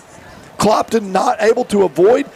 Sometimes you also think, I'm a quarterback, I'm probably more elusive than these guys, but they also have their own ability to be quick and pursue really well. Question for you about rules. On intentional grounding, when the quarterback is being sacked, does the defensive player still get credit for the sack? Yes. Even though it's a penalty? I think so. That's a great question. I don't know what rule. The only problem is, when you go from college or high school to college to NFL, all of those things are calculated differently. They're little nuances. Yes. They're a little bit different, right? So I think the answer to that is yes, but I could easily be wrong. So McAdory has gone from 1st and 10 from the 29 to 3rd and about 34, and a completion across the middle down to about the 36-yard line. Is going to be a nice pickup, but still well short of first down. They're going to kick a field goal. I would. Why would they take a timeout if they are? Why wouldn't they wait? I don't know. I'm saying I don't know why they took the timeout, and then I immediately am looking at the field position. Why not kick a field goal here? I get that the timeout has no impact on that. I don't know why you call a timeout right there. I don't know if he quite has the range either. He missed from 49, and I believe this one would be 53. Well, my only thought is, but then it puts Hillcrest back to the 20. So why not kick it? Yeah, why not kick it? Hey, which I think is a terrible rule. I got to tell you, Jason Tidwell's loving this little section of the game, is he not? Well, getting all these timeouts, right? He might as well get them in the first half because the games that Hillcrest has played in has not been close in the second. So you're not going to get a whole lot of timeouts then. So thank goodness for that. But maybe we can, just keep playing and keep shouting out his name. I want somebody here. Look, we might want to have somebody back to potentially, kick six this one. Like a kick six. Yeah. Okay, yeah, we should. And I think TJ Banks would be the guy to do that. Well, it looks like they're going for it Yeah, it looks anyway. like they're just going to go for it on fourth down. It's 4th and about 17. Then, Coach B, you're exactly right. Take the timeout. Just wait for the clock to run. Now you got Hillcrest with a chance to get the play. They're trying to get the back. ultimate play, I guess. Clopton is back to pass, slings this one toward the end zone, and it's out of the Incomplete. reach. Thank goodness. Thank goodness, incomplete. Was it not CJ intercepted? Buckner? No. Yeah, but we would have lost 14 20 yards. yards, 14 yards, yeah. Yeah, we lost 14 yards, but he gets an INT in the stat book. Who cares? He cares. Well, I'm worried about us. I'm not worried about him. But, at this point in the game, I would have tried to make that catch. Really? Well, then you got to be smarter than that. I don't think Greg Patterson would have loved that. Yeah, I think you got to choose the team over yourself. And you got to knock that one down, CJ. But, I will say, you'd also have to have a tremendous amount of wherewithal to be able to knock it down. I mean, you're talking about, a kid going for a pick and you're saying, hey, knock it down, knock it down. He's got to know that. That's a situational awareness thing. Right. Did he try to catch it or did he? Oh, he caught it. He just caught it out of bounds. Oh, okay. Yeah. That's pretty hard not to do out there in the is. heat of the moment. No doubt. But look, here we sit, and there's one timeout. What is the penalty? That is their third and final timeout of the What? half. Oh, man. Wait, Hillcrest called a Tidwell Painton body timeout to avoid that flag because I think it was going to be a delay of game. I guess you're probably right. So they did that to avoid the flag. So the official picked up the flag because the timeout was called in time. He just picked up a Hey, flag. guys, here's something we haven't done that I know y'all are usually itching to do is the RSV Design scoreboard update. Well, I'll be honest. Do you not want to give us some scores? Coach B can give us some scores. Sure, but the and I games that do. we I know you want to give that one. Well, they've been kind of boring. The ones that What we about wanted that to- one? Well, I think I already mentioned that one, but keep going. Okay. Go ahead, P. We sure? Okay. Yeah. Go. RSV designed to, and I think sometimes we forget there's a lot of stuff that Robert Spence Vanderford can do with this. Any of your Christmas card orders or gift tags that you may want, please hit up RSV. If you would like a Christmas card with scores printed on it, you know what? That would be pretty cool. That would be great as well. Some ones that we care about: Homewood down 6-3 to Briarwood. Saraland is up 35-love on Theodore right there.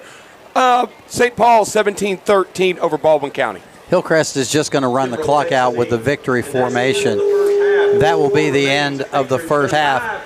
Hillcrest with the lead, 35-7. We're back with the Stephen Fikes All-State Halftime Show right after this. Keep it here. This is the Hillcrest Football Broadcast Network. 55 years of blood, sweat, and tears, we rolled into one.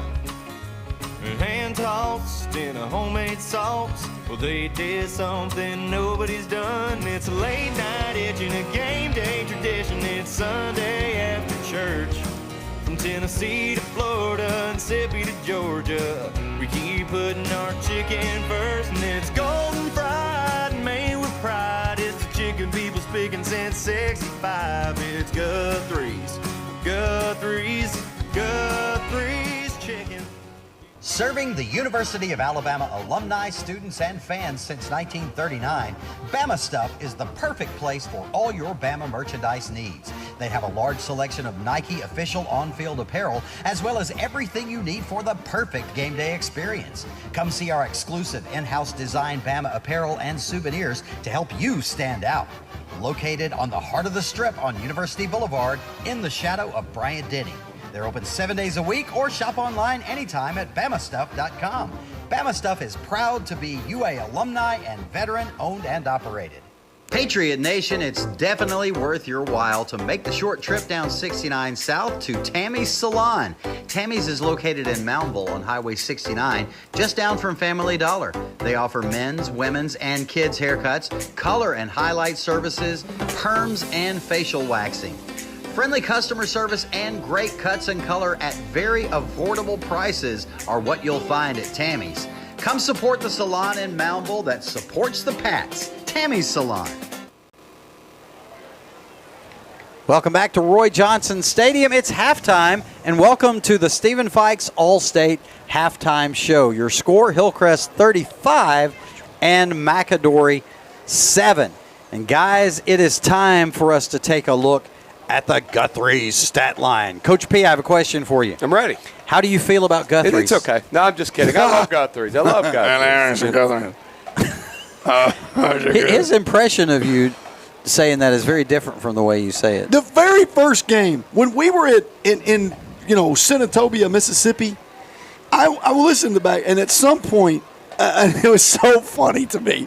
I don't know what it was, but Coach B said, Guthrie said, I said, I love Mr. Guthrie. See, I never know when. Sometimes Brent will mute my mic, and I just won't know. Yes. I'll just stop, and I'll start talking. So I was under the impression of I was just saying it under my breath, and then it's become a catchphrase. Now, speaking of love me some Guthrie's, that's not grammatically correct. It doesn't matter. It's a punch. It's a catchphrase. You can say all kinds, whatever you want if it's a catchphrase. Hey, I'm trying to lose friends here, okay? Oh, well, you're doing a good job of it. Okay, guys, you want to make your guesses on total yards? Yeah, let's do it. All right. Just for whom? Well, we'll start off with McAdory. Total yards for McAdory. Go ahead. Okay, I think McAdory's actually moved the ball relatively well. I would put McAdory's number around 175. Yeah, it's somewhere around in the mid to high 100s. I'll go slightly higher and say 187. How about 217, guys? Oh, wow. That feels right. Okay. How about 177 yards through the air? Yeah, that feels right. Wow. That kind of thing doesn't happen often against Hillcrest, but only 7 points on the board to show for it. All right, what about Hillcrest? What have you got? You know what? It seemed like we moved the ball at will. To my memory, in my memory, I don't think we've punted the ball this evening. If they had 217, golly, we got to be knocking on the door at 3. I'll say 301. I was thinking the same thing that you said. If they've got 217, then we've got a lot. That means I'm going to put us closer to 350. I'll take 355. How about 227? Crap! Wow. It's just that 1 yard, 3 yard, whatever it was, touchdown drive. Man. And a 21-yard touchdown drive. Well, the points can be so misleading. Isn't that true? The yardage just very similar. Okay, let's take a guess at how many first downs each team has. Oh, I already know that one. Actually, I don't. I don't know how many Hillcrest has. I have McAdory with like 6 first downs. I'll take over that. I would think McAdory was, I was thinking 11. I'll say Hillcrest 10. McAdory has 9. Hillcrest was 7. But you know, there's crazy. There's been so many big plays. Hillcrest with 181 yards on the ground. How many of those are from Bryson? We'll take a look at that now. 70-ish. I'll take over. Bryson has 5 carries for 78 yards and 2 touchdowns. DC 1 carry for 49 yards and a score. Yeah. Caden Smith 1 carry, 31 yards and a score. No, he didn't score. Right. No. That's right. 1 carry for 31 yards. Jay Brown's 2 carries for 10 yards and a score. I was going to say he has a touchdown. Shamar 1 carry for 5 yards. TJ Banks 1 for 4. Jay Sean Land 2 for 4. So, wow, our tailbacks only have 4 carries right now. That are the normal two-headed monster between Jay Brown and Jay Sean Land. 4 carries, that's right. Here's another interesting thing. You talked about the ability of Hillcrest to defend the run up the middle. Yeah. McAdory's done a really good job of that tonight, too. The Hillcrest has not even really attempted to run the ball up the middle. It's always the sweep. Yeah. Yep, you're right. They've run a few belly G's, but they haven't had any success. At least not tonight. But that McAdory front is pretty large. Those guys are big. Bryson Kimbrough has thrown the ball 5 times tonight. He's completed 3 for 46 yards and a touchdown. Receptions, 2 of those receptions to Caden Smith. Of course, one of them was the touchdown in the middle of the end zone, 40 yards. And Jamison Farley has the other catch for 6 yards.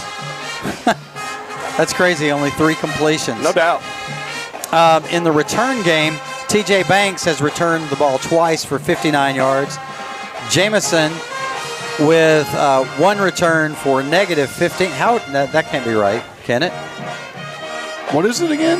Was Jamison one return for negative 15 the yards. only one I remember is the one he took. It looked like he was playing second base. He charged it. But there was a penalty on that. Was that right? Yeah. But he shouldn't get the penalty He yardage may on not that. know. Maybe that's how the program marks it. I don't know. Okay.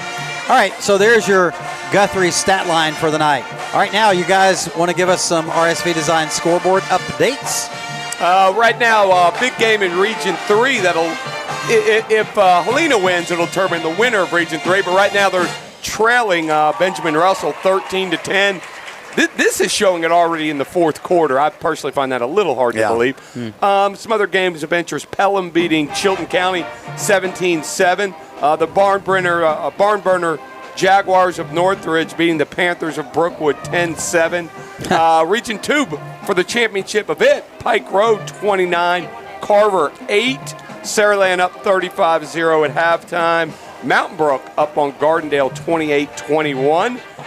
Gadsden City, our Week 5 opponent, beating, I believe, a winless Calera 32-0. And that is about all the 6A games that we care about.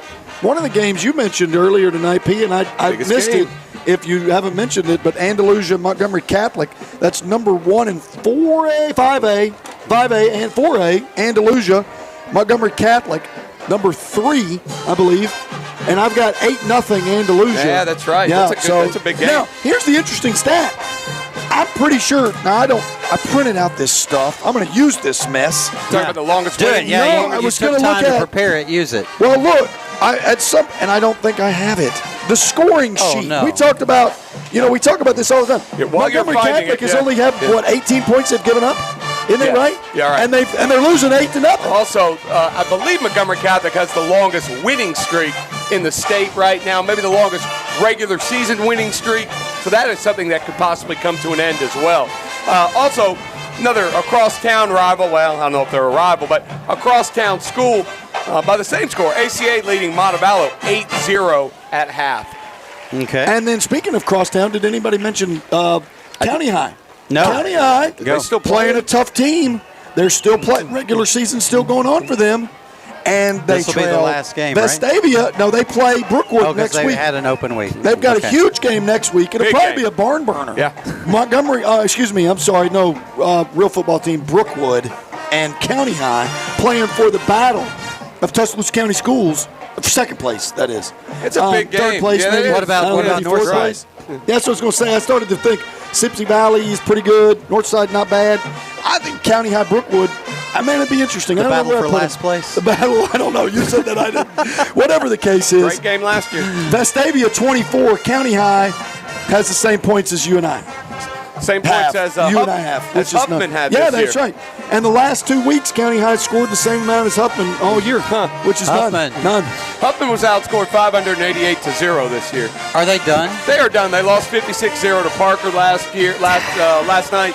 First team to complete a season in the HSAA scoreless since 1965, Notasulga. Wow. Guys, this particular broadcast crew, What a stat. it has Man. 2 really, really good crack statisticians that we rely on, and it's definitely Brian Perano and Francis Ann Baggett. Francis Ann Baggett and Brian Perano bring a lot to the table with their ability to have these really odd stats Off the and wall. facts. Yeah. So we're very thankful to them to always bring them to us. Real another quick, one? Yeah. and this is coming from Amy Hydrick, somebody else. Okay. We're just getting word right now, the Hillcrest Waffle House down there. Yeah. They're broadcasting our game live over the speaker there, listening to the nice. broadcast there. Oh, well, So, I'll tell you what. love me some Waffle waffles. House. We certainly, obviously, they're not a sponsor, even though Waffle House. We would love to have you as a sponsor Yes. next Yeah, year. I would love if to you have wanted to some join the waffles tomorrow playoff morning. sponsorship, you can contact us. There you go. But we certainly appreciate y'all Guys, listening. here's what all they have to do to sponsor us. And if you're listening, Waffle House, all They're you gotta do getting, they're getting free advertisement listen, right they now, are. right? we like coffee, and we'll take some waffles. Okay. That's it. That's Waffles and coffee. And omelets. Yes. Well, I mean, okay, you got a little crazy, but sure, omelets. But I'm telling you, those Waffle House people, I love them, and they're free advertisement. So I could sing you a song on how to make an That's omelet. okay. But I think it's that's time okay. for a break, Brent. All right, yep, Baker and can it's sing. time for the Hillcrest Band. It is almost time for the Hillcrest Band here on Senior Night. Are we sure they perform on Senior Are they Night? going They're to going to perform? do seniors. They're going to Yeah. and talk about So-and-so's favorite memory of the band is riding in the bus, and so-and-so's favorite memory of the band is riding in the bus. Once again, that's your words, not mine. But email B. Thomas Jones. I love the band. I mean, come on. Man. Okay, well then, all right, well, let's do this then. Let's go to the Mark Nelson College Football Preview, okay? And let's take a look at the records, first of all, and where we stand. You guys, it was interesting last week. We all had different picks, a variety of picks in different games, but we all came out with the same record at 3-2, right? Right. So now, with the way the standings are right now, I was 3-2. I'm overall 18, 15, and 2. Brad is in second place, 15, 18, and 2. And Brian, you are in third place at 14, 17, and 2. A lot of football left to be played. Look, here's the really? funny thing. I mean, like, we pick against the spread. That just goes to show how difficult it is to pick against the spread. True. It is hard. It's very hard. And we do these high school picks, too. We don't broadcast our high school picks, but we do that as well. But we do do so that, much better because we're just picking winners and losers. Yeah, we just pick winners. Right. All right, let's take a look at what the games are for this week. To me, guys, in looking at these games for this week, this is just not that interesting of a slate. Speak for yourself, buddy. Well, I mean, I know your the game. Bammers are off. Yeah, Bama's off, and it's just kind of a boring overall slate. The biggest game of the week. The biggest game of the week as far as matchups go is probably Oregon and Utah, two teams that are in the top 15. Oregon traveling to Utah, a 7-point favorite. Let's start right there with that one. Who wants to go first? Oh, I'll start off. Utah's favored. Utah's getting a touchdown at home. I don't have a clue. I've watched about 3 Pac-10 teams all year. I'll go with the home team, only giving up, I'd rather getting a touchdown. I'll take Utah +7. Okay. I'll be honest. To me, this is just me. This smells bad to me. Utah seems to be a pretty good football team. They're coming off the win against USC, and then they're +7 at home against Oregon. It just feels like, what is somebody telling me I need to be listening? I would ordinarily pick Utah here. This feels like a Utah win to me. But I'm taking Oregon because somebody knows something I don't know. So I'll take the Ducks. You're going to take the Ducks -7. I'm rooting for Utah. This is a tough one. Being on the road against Utah, and you're right, Utah with the big win over USC. I mean, that's a good football team, and I think they're kind of flying under the radar. Something stinks. Bo Nix is getting all the publicity with Oregon, and those guys are in the hunt for finishing duck hunt for finishing potentially in the playoff hunt there at the end of the season. This is a tough one to call with that 7 points, but I think I'm gonna go with Utah and say that they hold their ground at home, and if they don't win, they'll at least keep it within the 7. Okay, the next one, South Carolina. Who is South Carolina playing? South Carolina is at Texas A&M. Yes, Texas A&M, and it's at Texas A&M. A&M a 14-point favorite. Brad, you want to go first on this one? Sure. What? I'm so sorry. Texas A&M, South Carolina, and the game is in College Station? Yep. Oh, gosh. I just don't think South Carolina's very good. They're also not playing well right now. That's a dangerous, 14 points is a lot of points, though. Well, yeah, but not when you're on the road against a team that's probably athletically better than you. I'm taking Texas. I'm taking Texas A&M to cover.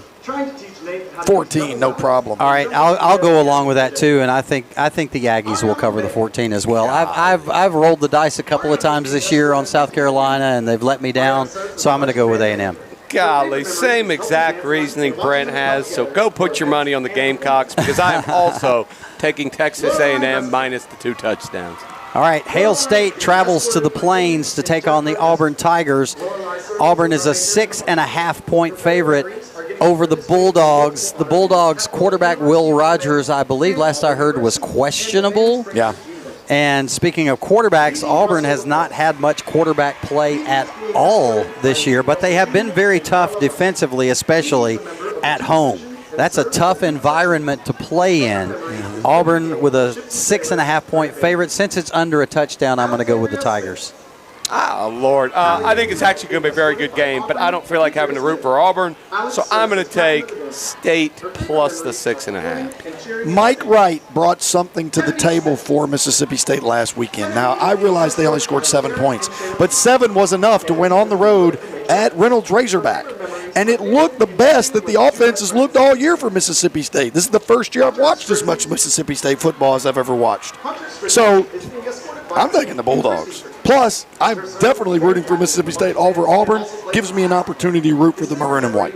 And also, I believe you have a child attending school there, right? I do, and I think she may even be at the game tomorrow. Okay. So, Hail State.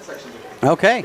All right, now we'll move on to a little insignificant game happening in Lexington, Kentucky, where the Tennessee Volunteers are traveling to take on the Kentucky Wildcats. The Wildcats a 4-point favorite. Coach P, you want to go first? I think Tennessee bounces back. I don't know.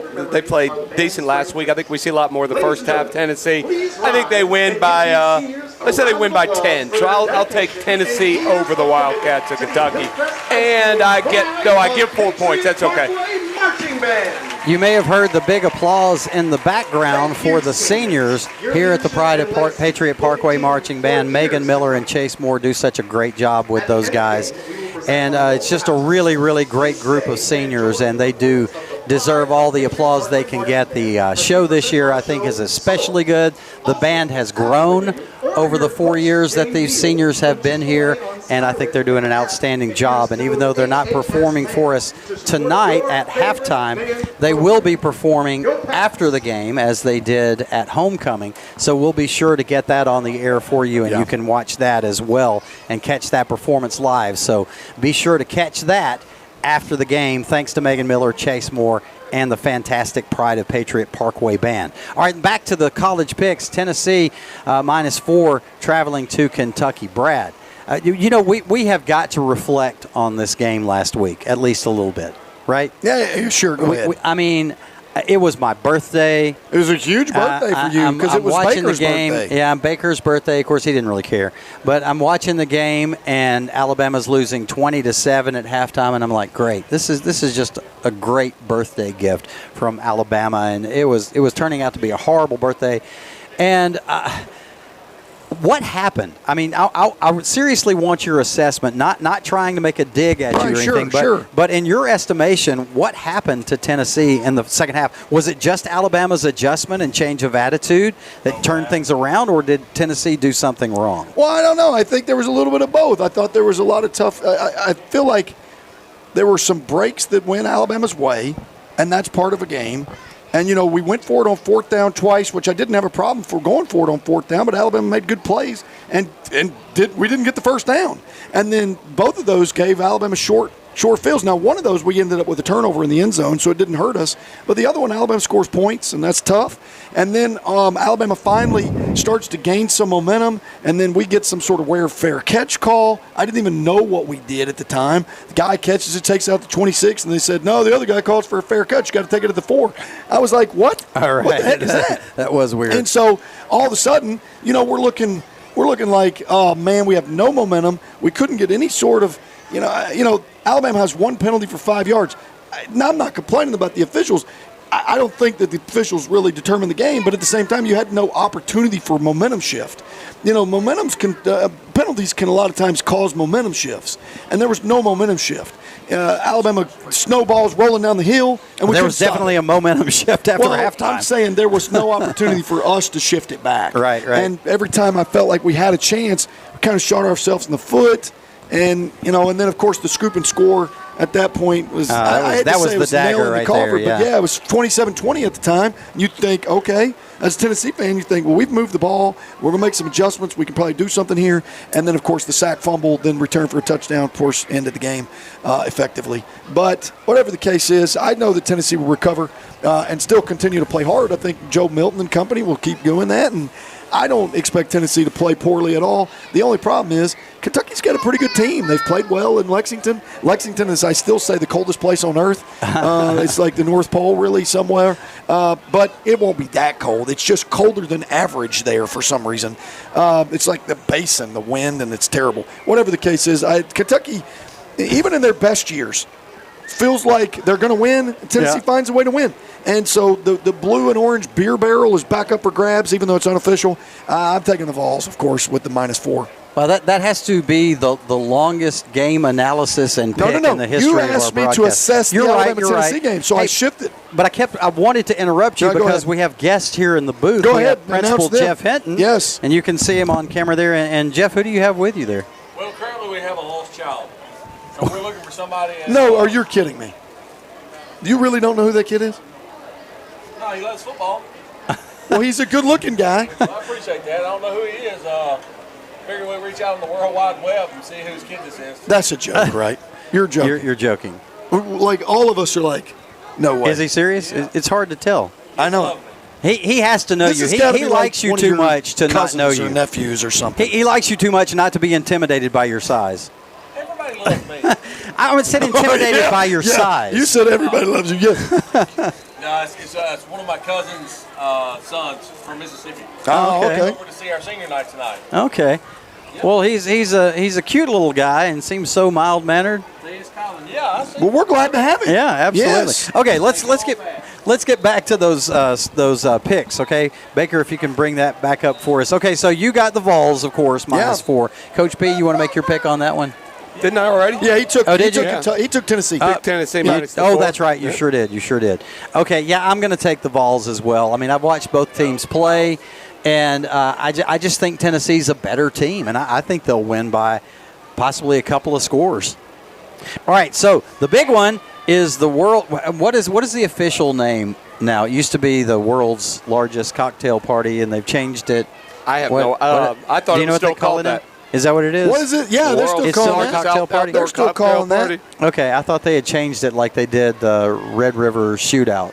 But anyway, Georgia 14.5-point favorite over Florida. This is a rivalry game. Strange things can happen in rivalry games, and I'll go first this time, Coach P, so you can get a chance to gain some ground potentially. If I you already pick know who I'm differently, taking. And you're not going to change it based on mine to try to make ground on me? Who knows? Who knows? Okay, Georgia.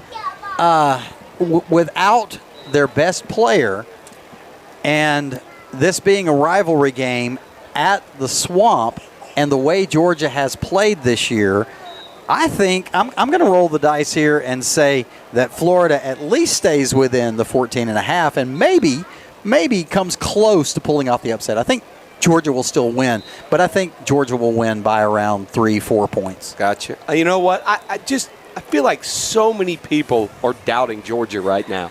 Well, look at what they've done on the field. You're right. They look doubtful. Yeah, I mean, they're still the two-time defending national champion. They're still undefeated this season. Yeah, but this is a different team, different players. You're right, but a lot of those players that were on last year's team are still on there. So it's not like they had to completely get off. But a lot of them are playing for the Philadelphia Eagles. You're exactly right, and the tight end is out right now. But it's that same idea of, golly, you probably get sick of hearing it.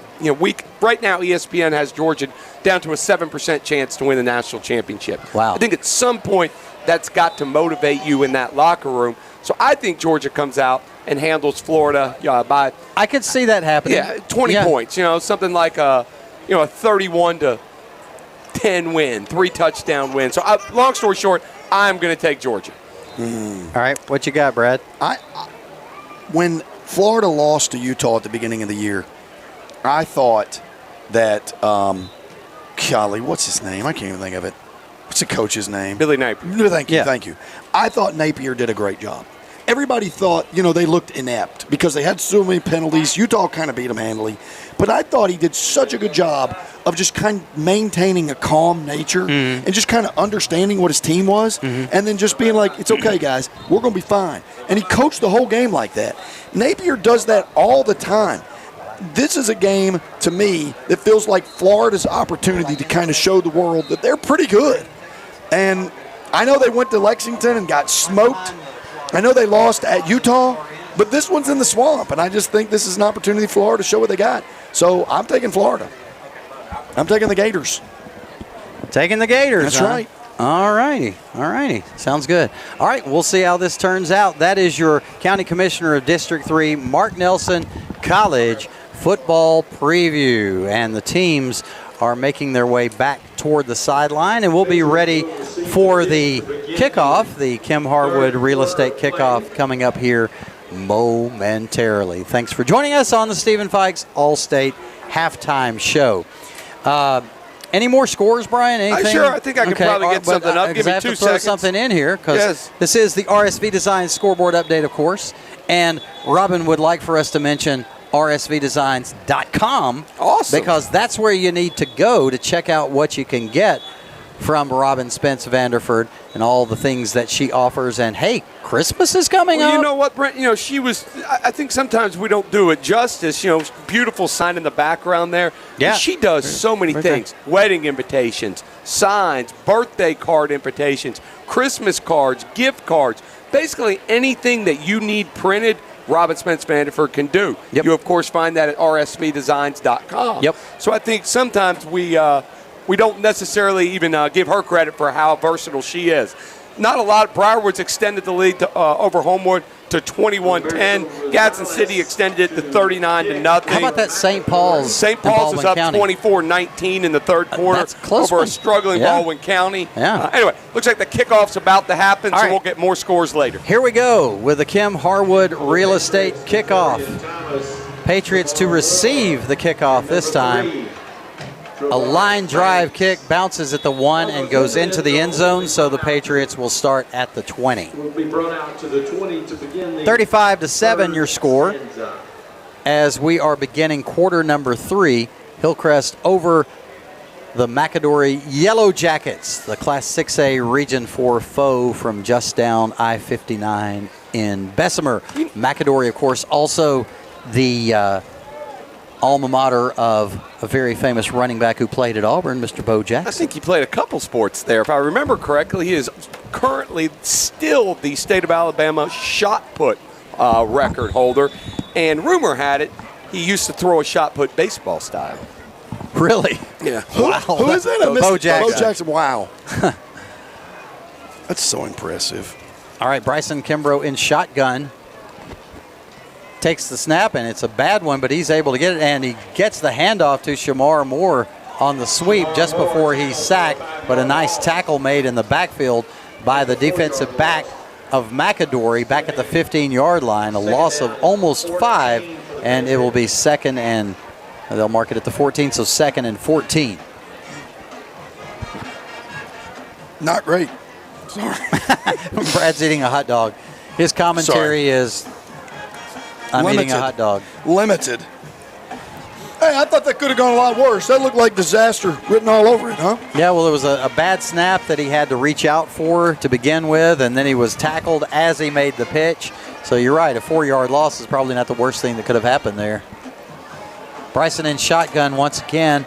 Bryson takes the snap, drops back, looks downfield, and tries to complete it to Jamarcus Prince at the 24-yard line, but it's broken up and incomplete. It's actually probably a pretty good play defensively for McAdory. He's got his arm around him a little bit, but I didn't think it was anything too much to affect the play. Plus, Jamarcus is so much bigger than that kid. You want Jamarcus to be able to come up with that play. All right, so 3rd down and 14 for the Pats as the offense is stalling at the moment here to start the third quarter. The snap to Bryson. Bryson in trouble, and he will go down. No, he's able to escape. Oh, he escapes a lot and is able to come around to the right side and actually get a 2-yard gain after that struggle to get away from being sacked.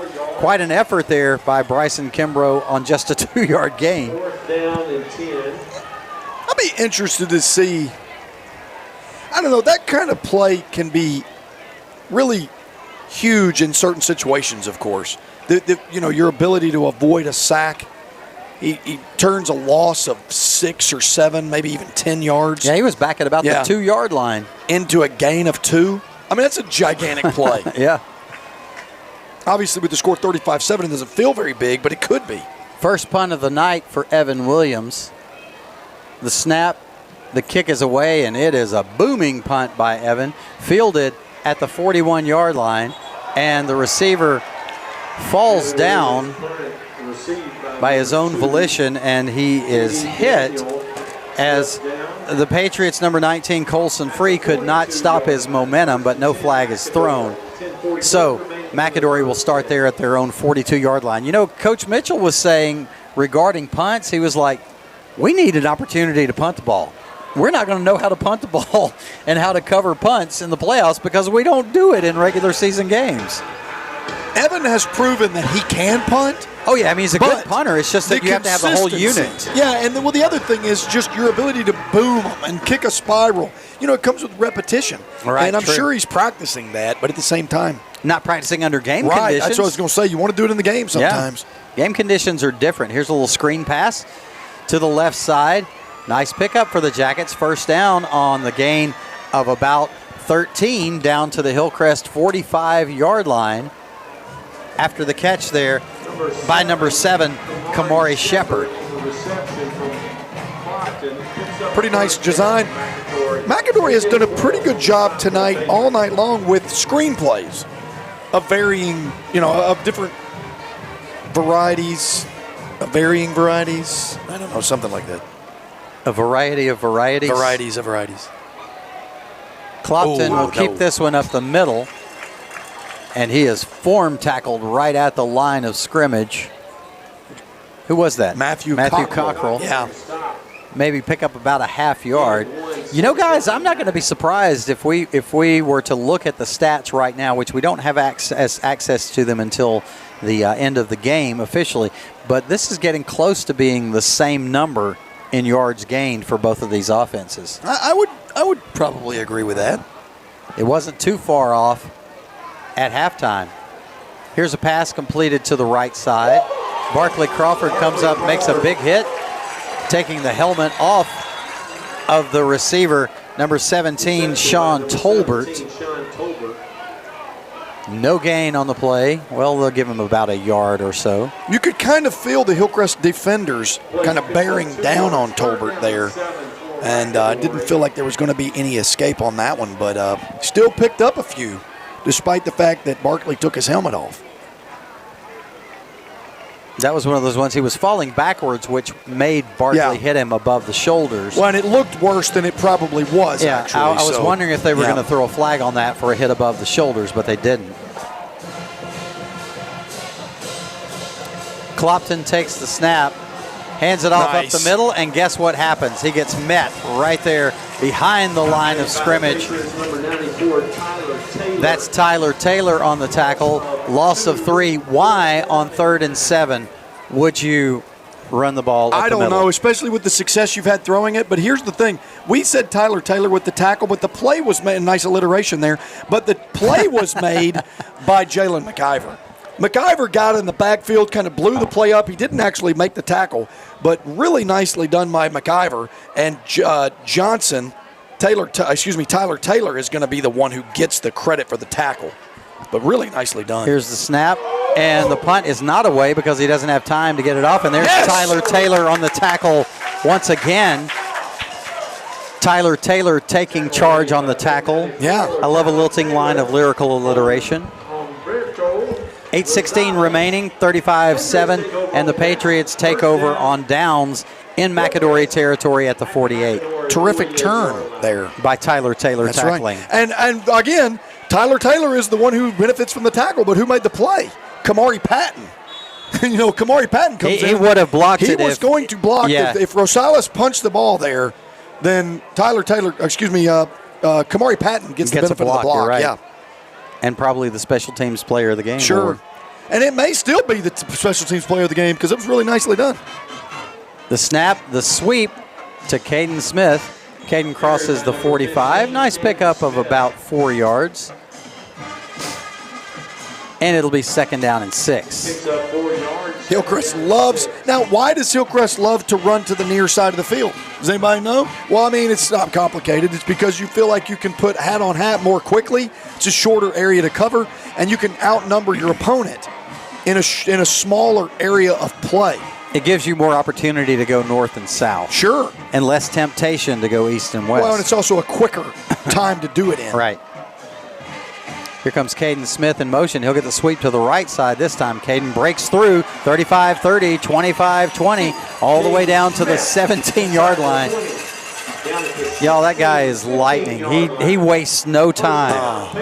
He gets that ball and he moves it north and south. I want to bring this up too, and I know Coach People will get this. The guys who have worn number 15 for us throughout the years, it takes me back to even when Cole Frederick was a 10th grader, and he played wide receiver instead of quarterback. He was good. And he was number 15. Yeah.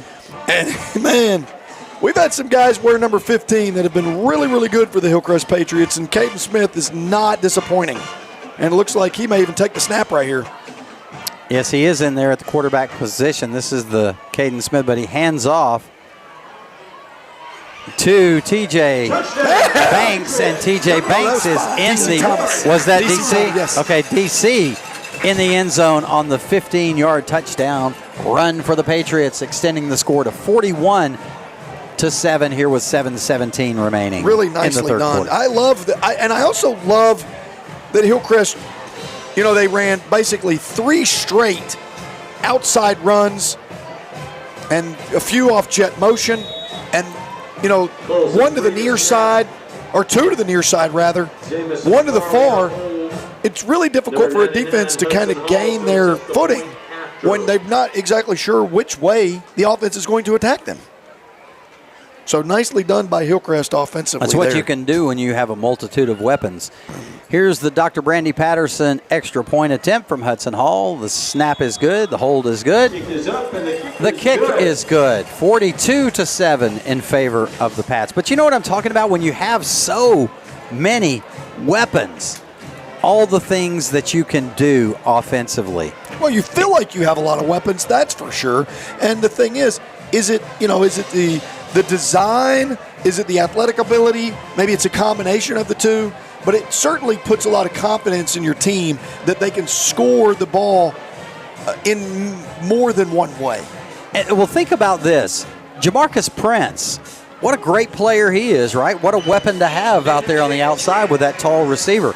He hasn't touched the ball tonight. Is the success, though, tonight, is he part of the reason?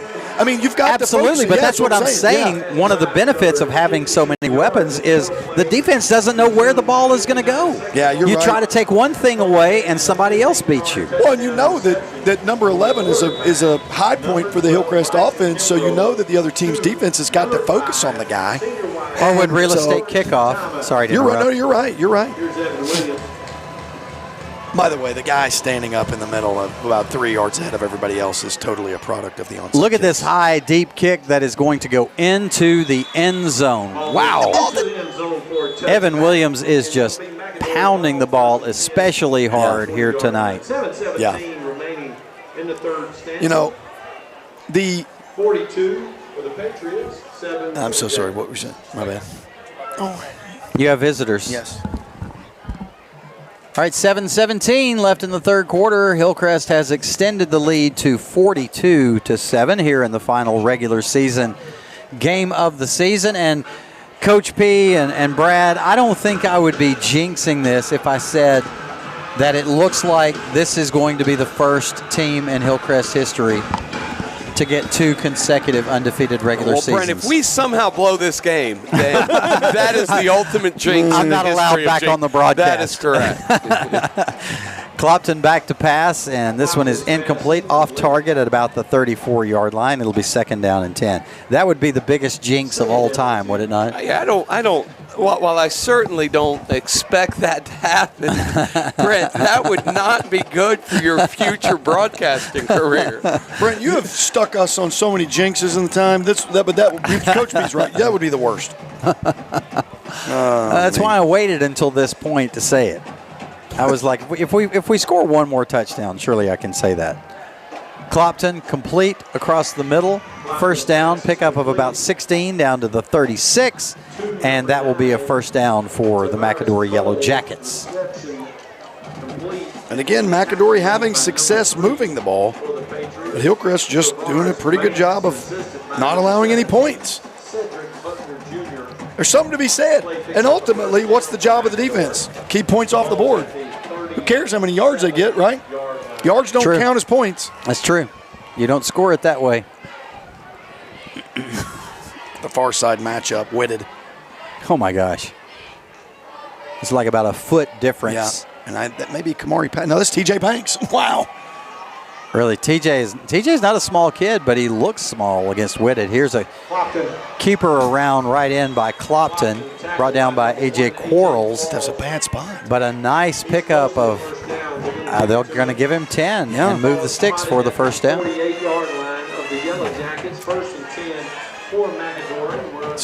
It's so greedy of me to say that was a bad spot. We're up 42-7. I shouldn't be complaining. But at the same time, I didn't think that was a very good spot. Clopton looks to the sidelines for a play change. Here's the snap. Handoff up the middle, and guess what? He runs into a host of Patriots, picks up about 2 yards, and that's probably the biggest gainer up the middle for McAdory so far tonight. Aside from quarterback run. Well, I mean, I'm talking about the direct attempts I know it. up the middle. I mean, there's just no chance for success. No, I was just going to say, though, aside from quarterback run, in general, forget where it goes. Just McAdory hasn't had a whole lot of success running the ball in general. And those runs have just been on scrambles. Well, the one design quarterback, the very runs. first drive, the second drive where you have the 26-yard run, that was the only one. True. Here's a screen pass, incomplete. Incomplete, brings up 3rd down and 7. That was a really good play there by Tyler Taylor. He read screen. You know, sometimes you got to teach guys to read screen. And, you know, you get through so easily, and all of a sudden you're kind of like, whoa, that was really easy. Screen. Right. And he did a good job hesitating because all of a sudden you see the quarterback, 3 or 4 yards in front of you, and your first instinct is to say, go tackle that guy. But Tyler Taylor held up, read screen, and then Colbert. Oh, what's his name? Clopton. Jeez, what's his name? Being pressured by Tyler Taylor, by the way. He does get the pass away. It's complete. And a good pickup by the Yellow Jackets on 3rd and long. It's 3rd and 7. Looks like they picked up 6. Or no, they picked up 7 and enough for the first down for McAdory. Not good tackling there by Hillcrest. And the first attacker was C.J. Buckner. He's got to make that play, and I know he's upset with himself. I saw him kind of pat himself on the helmet like, come on, C.J. Well, we feel you, buddy. But look at Tyler Taylor in the backfield again, providing the pressure. He's been really, really good tonight. We've said his name a lot. It makes Tyler Taylor tackling tonight has been tremendous. Maybe he's the player of the game. I don't know. I was trying to go for as many alliterative words as possible. I know. I couldn't think of another way to say POG, though.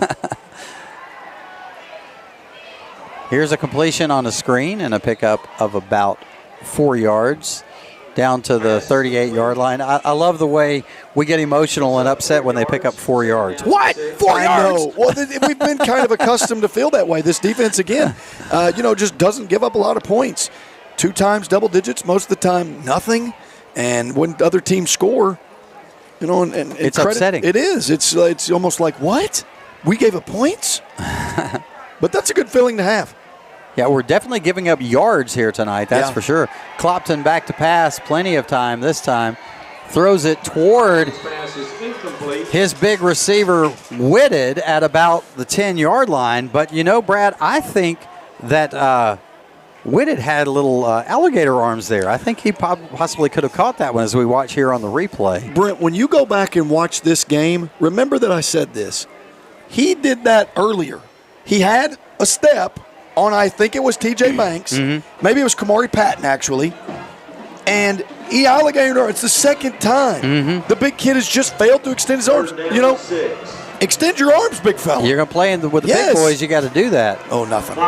Clopton is clopped on in the backfield by Adrian Love. A loss on the play of about 2 yards. So we'll call that another sack, and that'll make it 4th down and 10. And you figure McAdory's going for it here. Why not? You want to try to score some points. By the way, speaking of which, winning games or losing games, I've got Hueytown 21, Central 14. Oh. Now I've got to refresh. That may be different, but I've got that. Clopton back to pass on 4th and 10. Lots of time. Running out of time, though, as he will be brought down in the backfield. Another guy whose name we've called quite a bit tonight, Tavion Johnson with the sack. You said it, correctly earlier when you talked about the different guys on the defensive line. We have talked about Tyler Taylor this season, but we have not talked about Tyler Taylor this season as much as we have tonight. True. I mean, this has been his best game. He's just the DL of the night. He is. It's, again, pick your poison. And tonight, the poison is Tyler Taylor. So, but then, like on that play, you have Tavion Johnson coming through. A little while ago, it was Jalen McIver. Yeah, I mean, Adrian Love had a big play. Matthew Cockrell. And Matthew Cockrell's had several big plays tonight. Yeah, been really good. I know Rodney McKinney, the defensive line coach, has been really pleased with their play. Jamison Farley in at quarterback, running the option, cuts it upfield. Nice gainer by Jamison down to the 31-yard line. A pickup of 15 and enough for a Stephen Fikes All-State first down, but Jamison is down on the field. Yeah, he took a shot in the back of the head there. The tackler, as he got spun around, just kind of almost like a whiplash look, and I'm sure that's why he remains on the ground. All right, so with the injury timeout, we will take a break. Your score here with 2:50 remaining in the third quarter, Hillcrest 42 and McAdory 7. We're back after this. This is the Hillcrest. I'm trying to stretch it out because I'm seeing Baker getting the commercial. No worries. This is the Hillcrest Football Broadcast Network. Friend and supporter is offering this new permanent jewelry service, and here are the reasons you should give it a try. You'll have no hassle to find jewelry in the mornings. It's low maintenance. It's water resistant. It goes with everything. It's tarnish resistant. It's classy and timeless. It's fun to do with friends. It's easy to take off if you need to, and simply because you want to. Contact Lori Lynn at 205-886-3093 and get linked for life today. When the Patriot Nation gets hungry for Chinese food, there is no doubt about where to go. Lee Palace in Inglewood All right, we're back. Village. Here's a Lee sweep Palace to has Jay been the Brown. Jay Brown. Over left end. Gain of 3. Not a whole lot of room, but he picks up about 3. It'll be 2nd down and 7. That time Bryson had to come back in the game. Yeah. Let's hope Jamison's okay. He went off under his own power. I think he just, as they used to say back in the day, got his bell rung, right? Yeah, and obviously, you hope he's okay, because I know Jamison plays that backup quarterback position, but to be honest with you, forget that for a minute. He's so important to the team in so many other ways. Well, there's a penalty? 2:24 remaining in the third. I missed that? Yeah, but it was a false start. Oh, false start. I missed that. Wow. I didn't hear the whistle stop the play. But look, Jamison does so much for this team. I certainly don't want him to be out there doing too much to lose his abilities. Definitely valuable to this team for sure. Bryson under center, takes the snap, hands it off to TJ Banks. He crosses the 30, gets down to about the 29-yard line. No, he's still carrying the pile all the way down to the 26-yard line. Pretty good run right there, huh? Yeah, it's a run of about 9 yards when it looked like it was going to be about a 3-yard gain. It's really well done. I mean, up the middle, guy that's not even a running back. Of course, he looks like a running back sometimes. He certainly he could definitely play running back if that was his position of choice. Mm-hmm. His build is more like, he's not quite as big as Brian Robinson or anything like that, but his stature is more like that than it is like, Christian Ritchie or even Jay Brown or something. So Jay Brown is the new theater teacher at Hillcrest, by the way. Oh, really? Yeah, in his mind anyway. Yeah, he's dramatic, all right. Here's the snap to Bryson. Completion to Jamarcus Prince at the 20, the 15, the 10, down to the 5, still fighting for yardage. He's pushed out of bounds. They're going to say that he was forward progress at about the 7-yard line. Jamarcus says, I'm going to take advantage of my opportunity with the ball, and I'm going to keep fighting for yardage. This is my first touch tonight. I need to take advantage of this. Well, he was pretty tough to bring down. He did a good job being physical right there. Nicely done by Jamarcus. We're down to 1 minute remaining in the third quarter. Hillcrest in the Centel Home Design red zone at the 14-yard line of McAdory. Bryson under center. Here's the handoff and a fumble, and it looks like McAdory has recovered it. It looks like just trouble on the exchange there between Bryson and Jay Brown. And, that was one of the bugaboos from last week, the 3 fumbles in the first half. And here now they fumble inside the 10-yard line. Just a bad exchange there between the two. Yeah, and it hit right off. I mean, it didn't look like Bryson put it in the wrong spot or anything. Just Jay, it appeared Jay just didn't secure the ball well. Agreed. And it bounced right into the waiting arms of one of the McAdory kids. He just didn't cover it up. Nope. Remember Houston Nutt used to say, Eagle Claw, Eagle Claw. Call that ball. That's just what he used to say. I sounded just like him. Here's a snap, and guess what? A handoff up the middle goes nowhere. Maybe a half yard. No, they're going to mark him at the line of scrimmage, and it'll be 2nd down and 10. Before McIver just, I don't know, he took the running back and suplexed him. Micah Pleasant, the running back for the Jackets, taken down for an 8 count, or for a 3 count. Pinned. That might be the last play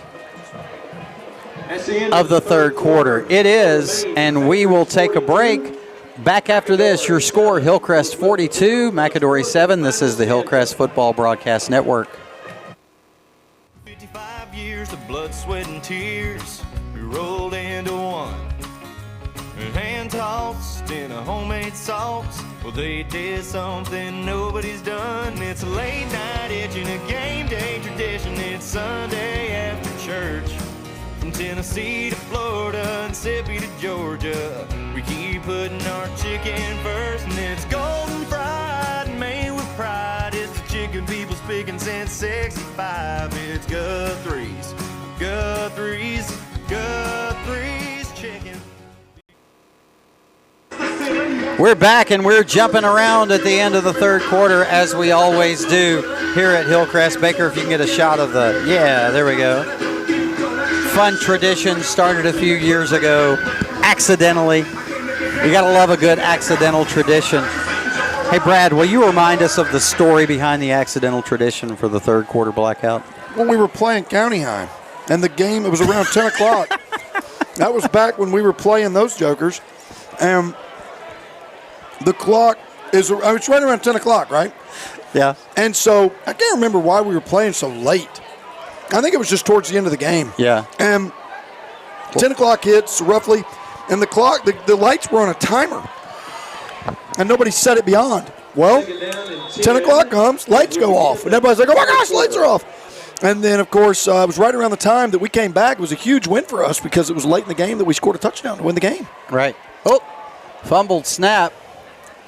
Clopton is able to recover it, though. Slings it out to the 30-yard line.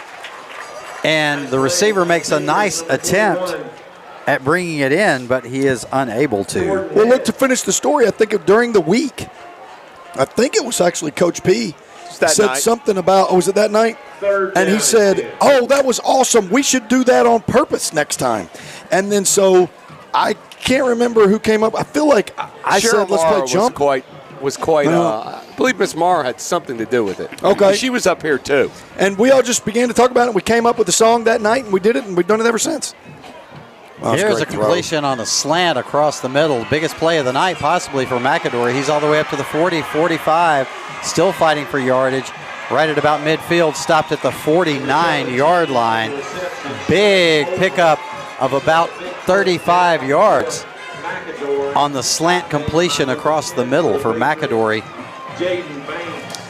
to the receiver, number 17, Sean Tolbert. Guys, I'm telling you, I'm going to be very interested in these total yards at the end of the game. I'm going to think that Coach Patterson is too. This is certainly a concern for, I would think, for the Hillcrest defense.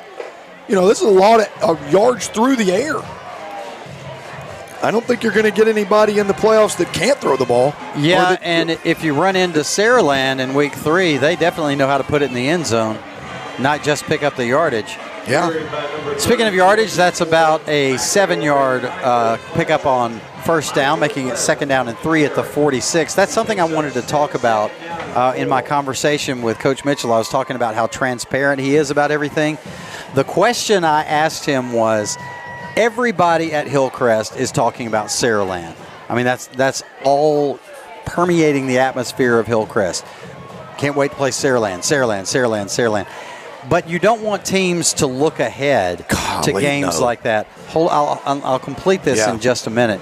Clopton takes the snap, drops back, screen pass to the left side, to the 40, to the 45, 35, down to the 32-yard line after the completion there to Tavares Coles and another first down. But Coach Mitchell said, I'm not going to lie to you, we've had that game circled for a long time. We want a chance to get back at them too. I'm not going to try to tamp that down. I'm going to try to keep the team focused. And I'm paraphrasing here, of course, but I'm going to try to keep the team focused on the task at hand. But we definitely have that one circled, and we're looking forward to that. That's not coach speak. That's different from coach speak. Coach speak would be, we're not looking at that game. We don't even know. We don't know we're going to play them. Here's a handoff over left tackle. Pickup of about 3 down to the 30-yard line, 2nd and 7. You know what I'm saying, though? Most coaches would say. I like the honesty. That's what I'm saying. He's very transparent and honest, but most coaches would say, Saraland, they're not on our schedule. We'll worry about them when they show up on our schedule. But he doesn't say that. Well, most coaches don't have 250 career wins. So that's something to be said for that, too. I do appreciate your assessment of that, though, because I agree with you, Brent, but I also like the way that he approaches it. Oh, I do, too. I love it. I love his transparency. Here's a handoff around right end. Big pickup inside the Centel Home Design red zone down to the 16-yard line. Another first down for the McAdory Yellow Jackets. And let's take a look at the players who are in there on defense right now, Brad, because we do have a lot of 2s and 3s in there now, or at very least 2s. Well, so the defensive line, McAdory's taking advantage of that. No doubt. Daryl Hurd, Tristan Hunter, and I can't catch the defensive lineman on the far side of the field. Those are guys that we've called out before. I just don't see the number on the far side defensive end. Number 60, though, Daryl Hurd. Number 50, Tristan Hunter. It's 45 on the other end. 45, okay. Well, that is Brian Jackson. Oh, the ball batted down at the line of scrimmage. Nice job there by Jose Chisholm. That's a kid that we've called many times this year. Jose, of course, I think people at Hillcrest that are listening would probably agree that Jose is not only a kid that we've mentioned a lot, but he's probably one of the school's favorite kids. A lot of people really, really have a lot of respect for Jose Chisholm. Adults and children alike. 8:33 remaining, 42-7 in favor of the Pats.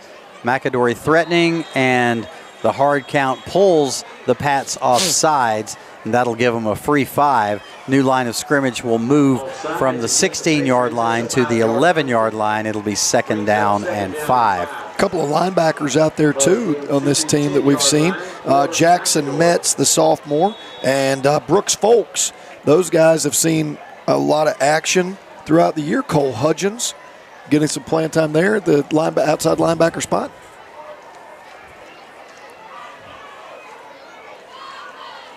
Clopton takes the snap, handoff up the middle, the tackle made at the 2-yard line, so held out of the end zone on the run by Micah Pleasant, the running back. Pretty good tackle there at the point of contact by Jaden Banks.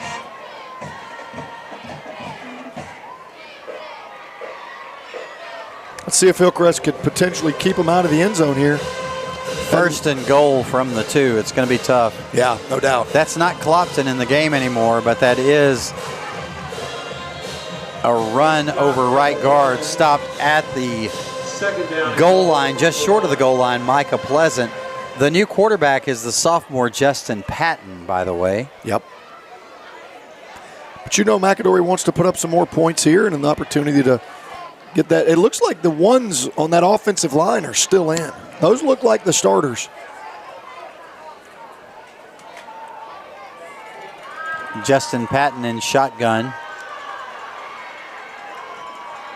calling the signals, handing it off, and this time walking into the end zone is Micah Pleasant, the junior running back. Touchdown. Jackets 42-13 now with 7:06 remaining in the ball game. Yeah, nice drive there by McAdory, and the defense, tried to withstand, just not able to hold up against that bigger, stronger offensive line.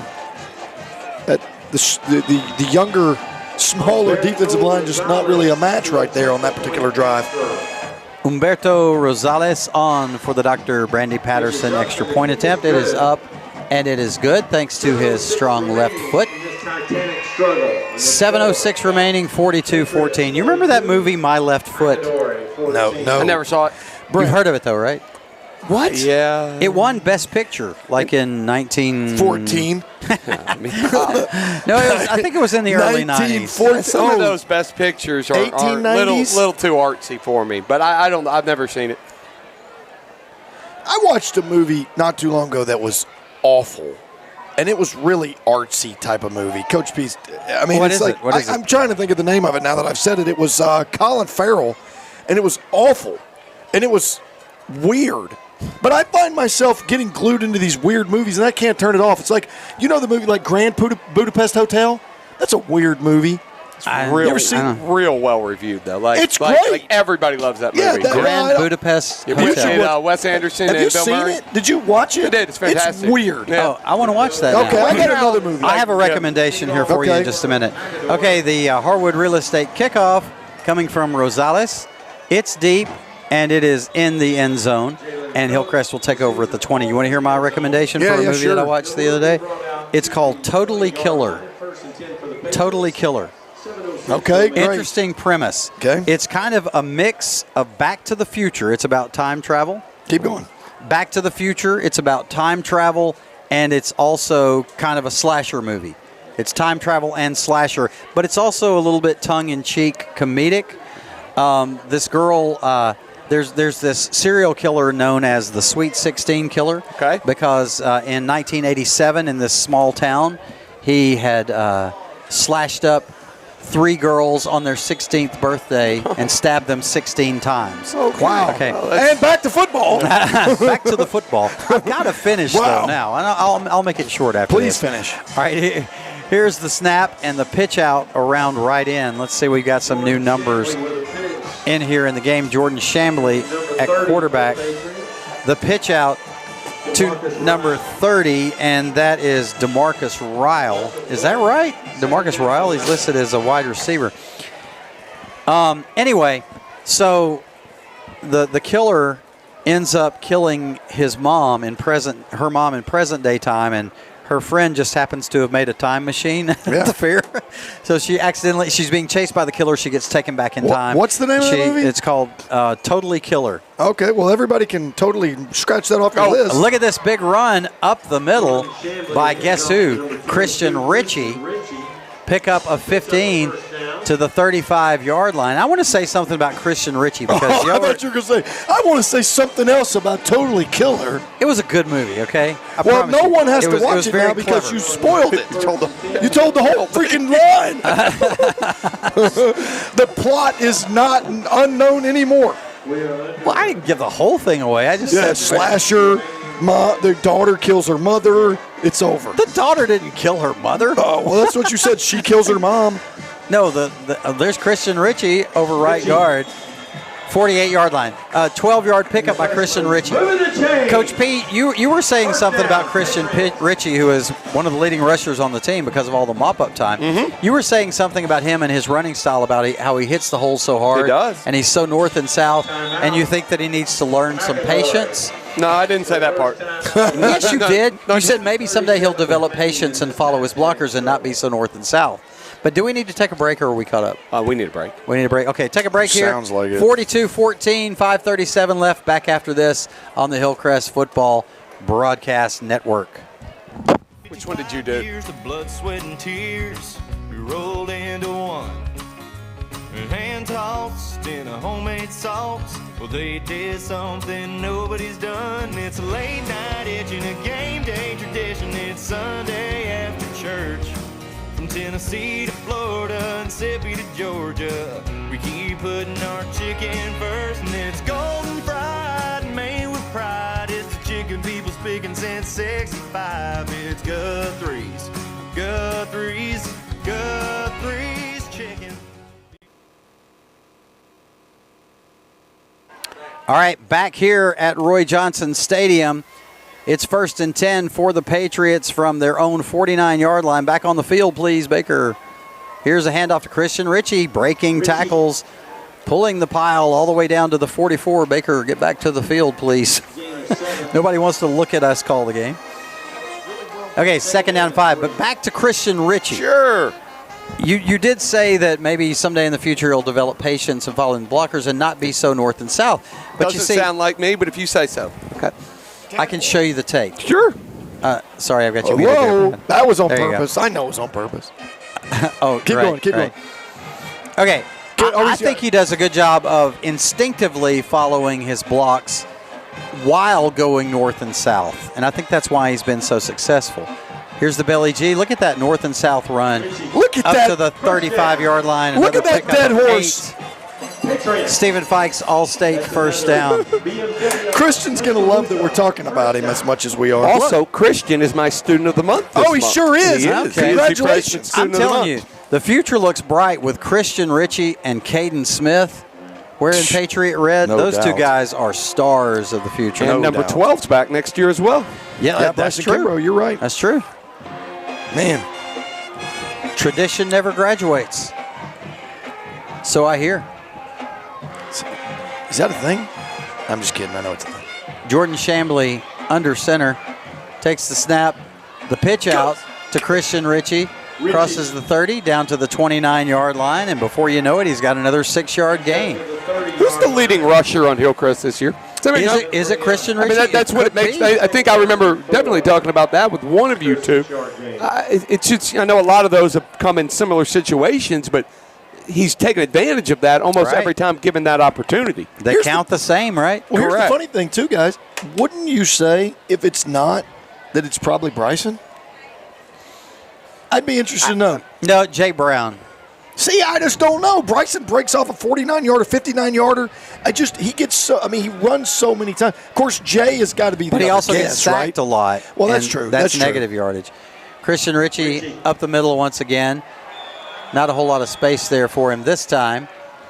Jay Sean and Jay missed time, though, with their respective ankle injuries, which makes me think Christian may actually be the leading rusher. I don't know if we have that. We need to find that out. I can see that for sure. I could now, but with the emergence of Caden Smith potentially getting some running yards. Of course, most of his yards are off of a jet sweep forward pass. He might have the most total yards on this team, though.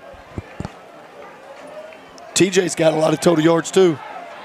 Man, that's nice to be talking about so many different players. We were talking. That's what I was saying earlier. I mean, what do you choose to defend if you're the opposing team?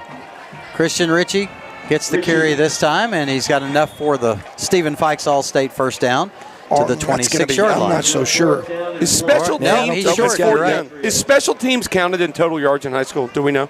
I feel like the answer to that is yes. Yeah, then I think it is TJ Banks. Yeah. And, we talked a little earlier, too. And I don't think Jameson's leading the league in total yards or anything like that, but he's certainly, somebody that's important for total yardage. Talking about punt returns and that sort of thing. He's been a huge factor for us in kind of different ways. Here's a handoff from Chambly to Christian Ritchie, who spins his way, breaking tackles at the 5 and into the end zone. What a run by Christian Ritchie. Nice. Wow. On cue. Man, we're talking about you, big fella. Check this out on this replay. There's 1, 2, 3, 4, stiff arm, 5 broken tackles as he dives across the goal line for the score. 48-14 now after the touchdown run by Christian Ritchie. 1:49 remaining in this ball game.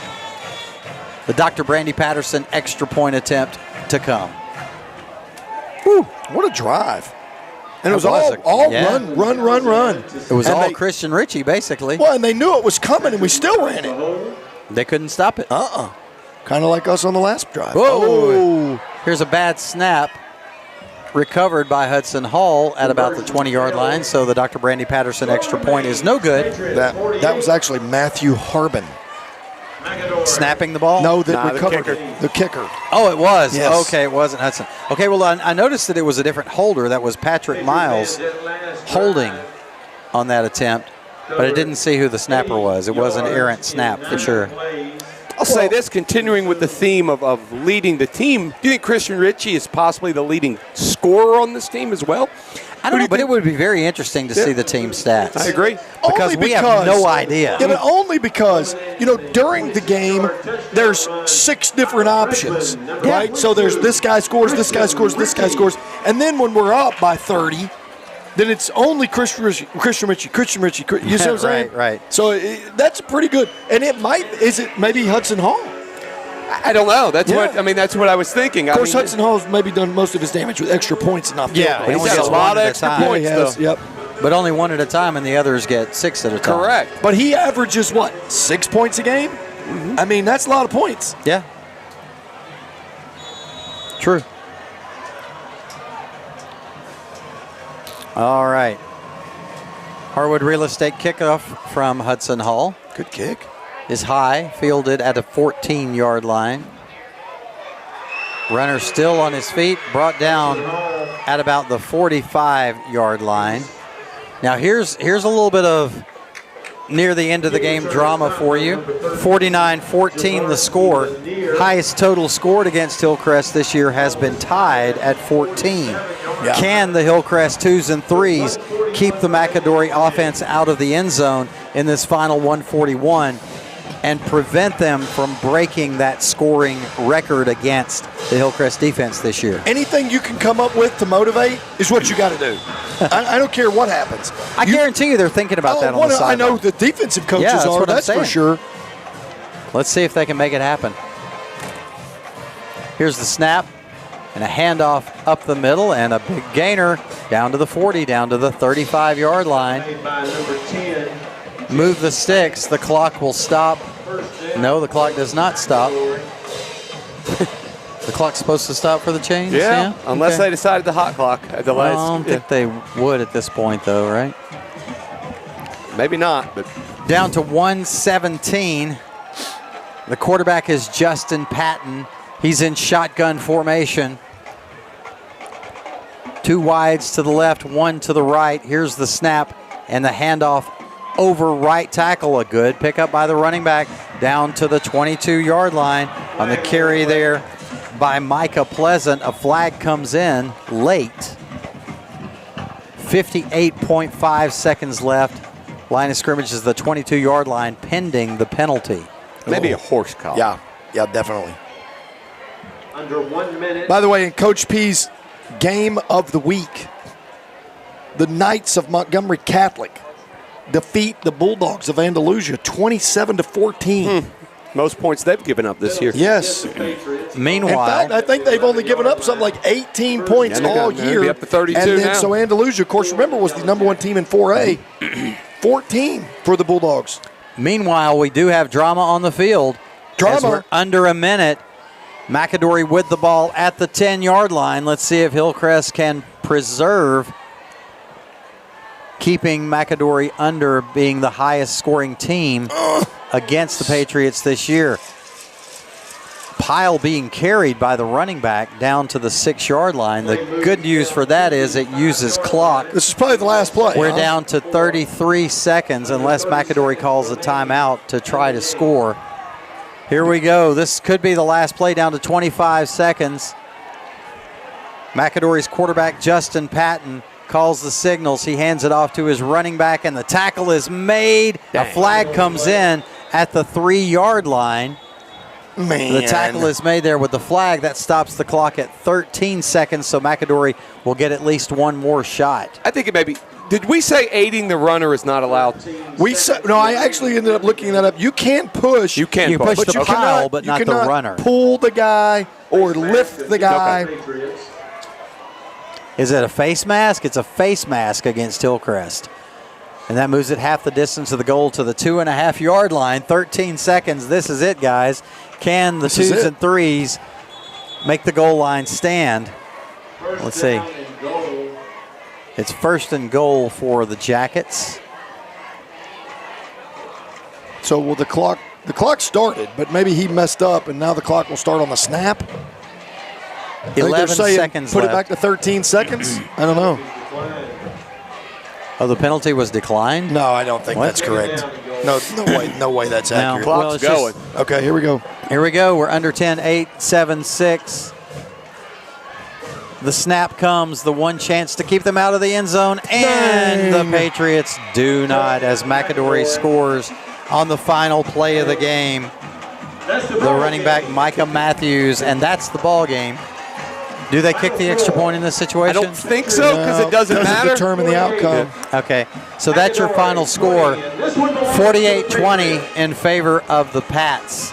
All right, we're going to take a break and return with the post-game show right after this. Your final score once again, Hillcrest 48, McAdory 20. We're back after this on the Hillcrest Football Broadcast Network.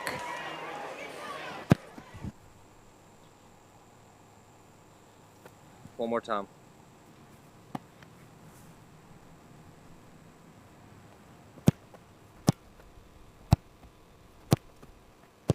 One more time. One more time. At Alabama Credit Union, we know what it takes to get it right. One more time. Visit alabamacu.com today. Serving the University of Alabama alumni, students, and fans since 1939, Bama Stuff is the perfect place for all your Bama merchandise needs. They have a large selection of Nike official on-field apparel, as well as everything you need for the perfect game day experience. Come see our exclusive in-house design Bama apparel and souvenirs to help you stand out. Located on the heart of the Strip on University Boulevard, in the shadow of Bryant-Denny. They're open 7 days a week, or shop online anytime at BamaStuff.com. Bama Stuff is proud to be UA alumni and veteran owned and operated. Patriot Nation, it's definitely worth your while to make the short trip down 69 South to Tammy's Salon. Tammy's is located in Moundville on Highway 69, just down from Family Dollar. They offer men's, women's, and kids' haircuts, color and highlight services, perms, and facial waxing. Friendly customer service and great cuts and color at very affordable prices are what you'll find at Tammy's. Come support the salon in Moundville that supports the Pats. Tammy's Salon.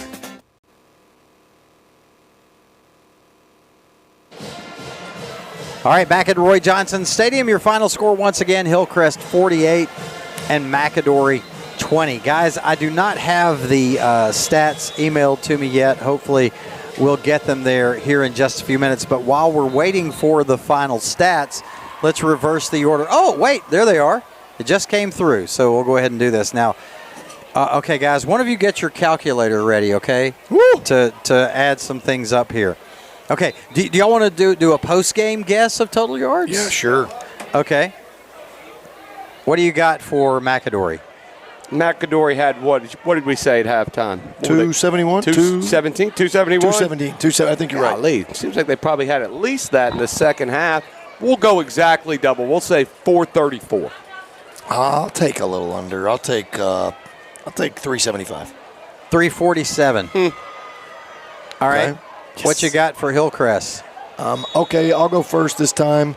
They're making them kick the extra point, by the way. The game isn't over. Oh, my goodness. The snap, the kick, it's good. Your final score is 48-21 instead. All right, we'll keep going. So total yardage for Hillcrest, I'll take 450. Oh, I don't remember what we had at halftime. I'll go a little bit below that. I'll say 399. 387. Okay. What did I say for McAdory? 347, maybe? I don't remember. I said low fours, and I felt like I was way off. Man. I said what, Baker? 347. So we outgained them by 40 yards and outscored them by 27 points. Yeah, I honestly, if you had me guess, I would have said McAdory had more total yards than us. Yeah. All right, so the leading rusher for the night was Bryson Kimbrough. 7 carries, 82 yards, 1 touchdown. Christian Ritchie had 8 carries for 69 yards and a touchdown. Caden Smith, 3 carries, 64 yards.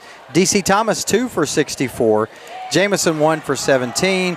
TJ, 2 for 12. Jay, 2 for 10. Jay Sean Land, 2 for 4. Still 4 carries for the primary running backs in this game for Hillcrest. That's crazy. It's almost now, Brent, who, coming into the game, I was thinking it was Jay Sean and Jay, but I don't even know who the primary ball carriers are now for Hillcrest. If you're game planning against Hillcrest offense, as we've said all night, you've just got so many weapons. I think it's a scheme, right? Yeah, what do you take away? It was Coach Sweeney and I. We counted 9 people that we felt very, very comfortable having the ball in their hands on offense. And I don't even know if we got down to Christian Ritchie. Yeah. Wow, yeah. And you'd think if Christian has the benefit of running behind the starting offensive line, then what could he do? There's a lot of benefit. I mean, he's a very talented kid. For sure. That whole team. Lots of players. Now, obviously, it starts to turn into matchups, and what's it going to look like against, teams that you think have a much more well-rounded team, a lot more talented players. But so far, guys, being able to finish the season undefeated and finish the regular season undefeated, rather. And I certainly don't want to get into the whole we're undefeated type of thing, but so far we are. Yep, 10-0 last year, 10-0 this year. First teams to go undefeated in the regular season in consecutive years. Quite an accomplishment. All right, guys. And one of the few, at least, at most, one of the few in the state. Ever? I mean, I'm just talking about the last 2 years. I don't know of another team. I mean, I'm sure there's a team out there, but another two teams Thompson. in a row. That's what I'm saying. Not Saraland. Catholic. Not Saraland. Catholic, okay, I can see that. You're going to look it up on the history of high school football. No. I mean, I was just looking up scores right now. Yeah. Okay, guys, while we're waiting for the band to come out on the field and the field to get cleared, lots of pictures being taken out on the field on senior night, understandably. But you guys, do you have some final RSV Design scoreboard updates? Sure. Thanks to Robin Spence Vanderford and RSVDesigns.com. She does a great job. We appreciate her. Coach Pete will hit me up on some that I probably don't have, but I've got Saraland 42, Theodore 6, so not much of a game there. Montgomery Catholic winners over the Bulldogs of Andalusia 27-14. Briarwood leads Homewood 21-10. Benjamin Russell 20, Helena 17. Those are big games for us as they have a lot to do with playoff matchups, especially first and second round there. Vestavia 45, County High 0.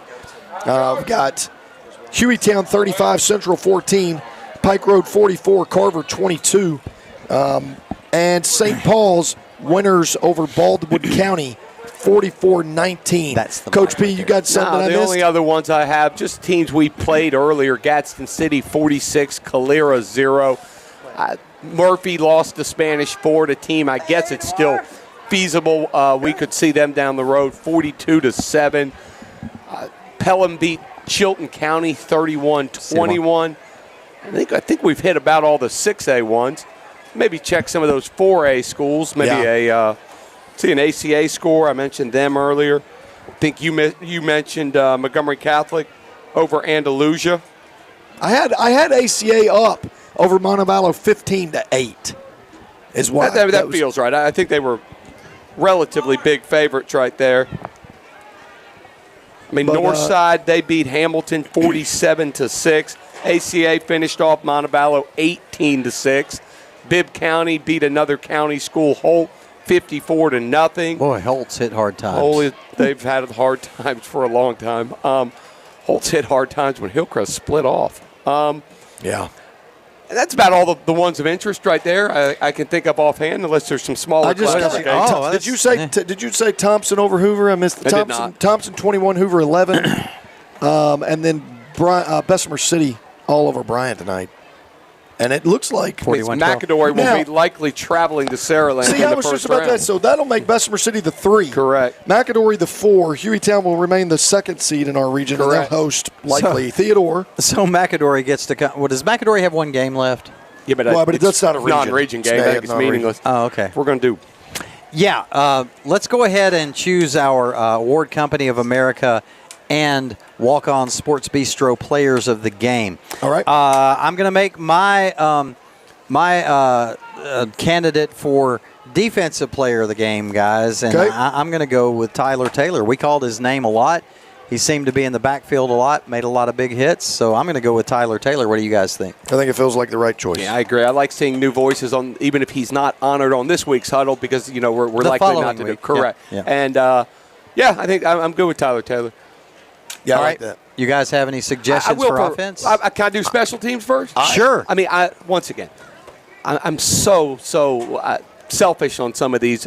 Kamar Patton, KP, is in my enrichment. Great kid right there. He did have the big pressure on the punter, so I think he is certainly a candidate for the special teams player of the week. And what about Jermichael Watson, who made the recovery on the kickoff? Fantastic. Exactly. Both of those. Two names we've not called, especially at the huddle. And what about Evan Williams with those sky kicks as well as deep the into punt, the end zone? both on the punt and off the tee. I mean, if we were doing it purely on performance on special teams and not just random plays here and there, I mean, Evan Williams is hard to argue with. Or Hudson Hall. Yeah, perfect on his extra point. It's true. Mm-hmm. It's true. I thought he did really well. But those kickoffs, that's such a weapon. All right, what are we going to do? We've got to do it quick. We got to go with the band here. Gosh, I don't know. All right, we'll go with KP. KP to me, once again, because I love the kids. So now the band in their final regular season performance, and the Real seniors. quick, offensive player of the game, I felt needs to we didn't probably do that? No, we didn't. I think it's probably got to be Caden Smith. Yeah, Caden Smith, great choice. I'm just telling you, Let's do pretty Caden. explosive. Yep, that. The rising superstar. Yep. All right, we're going to go out on the field now and watch the Pride of Patriot Parkway Marching Band round out the night for us. Hillcrest High School Marching Band, take the field. You got it on mic?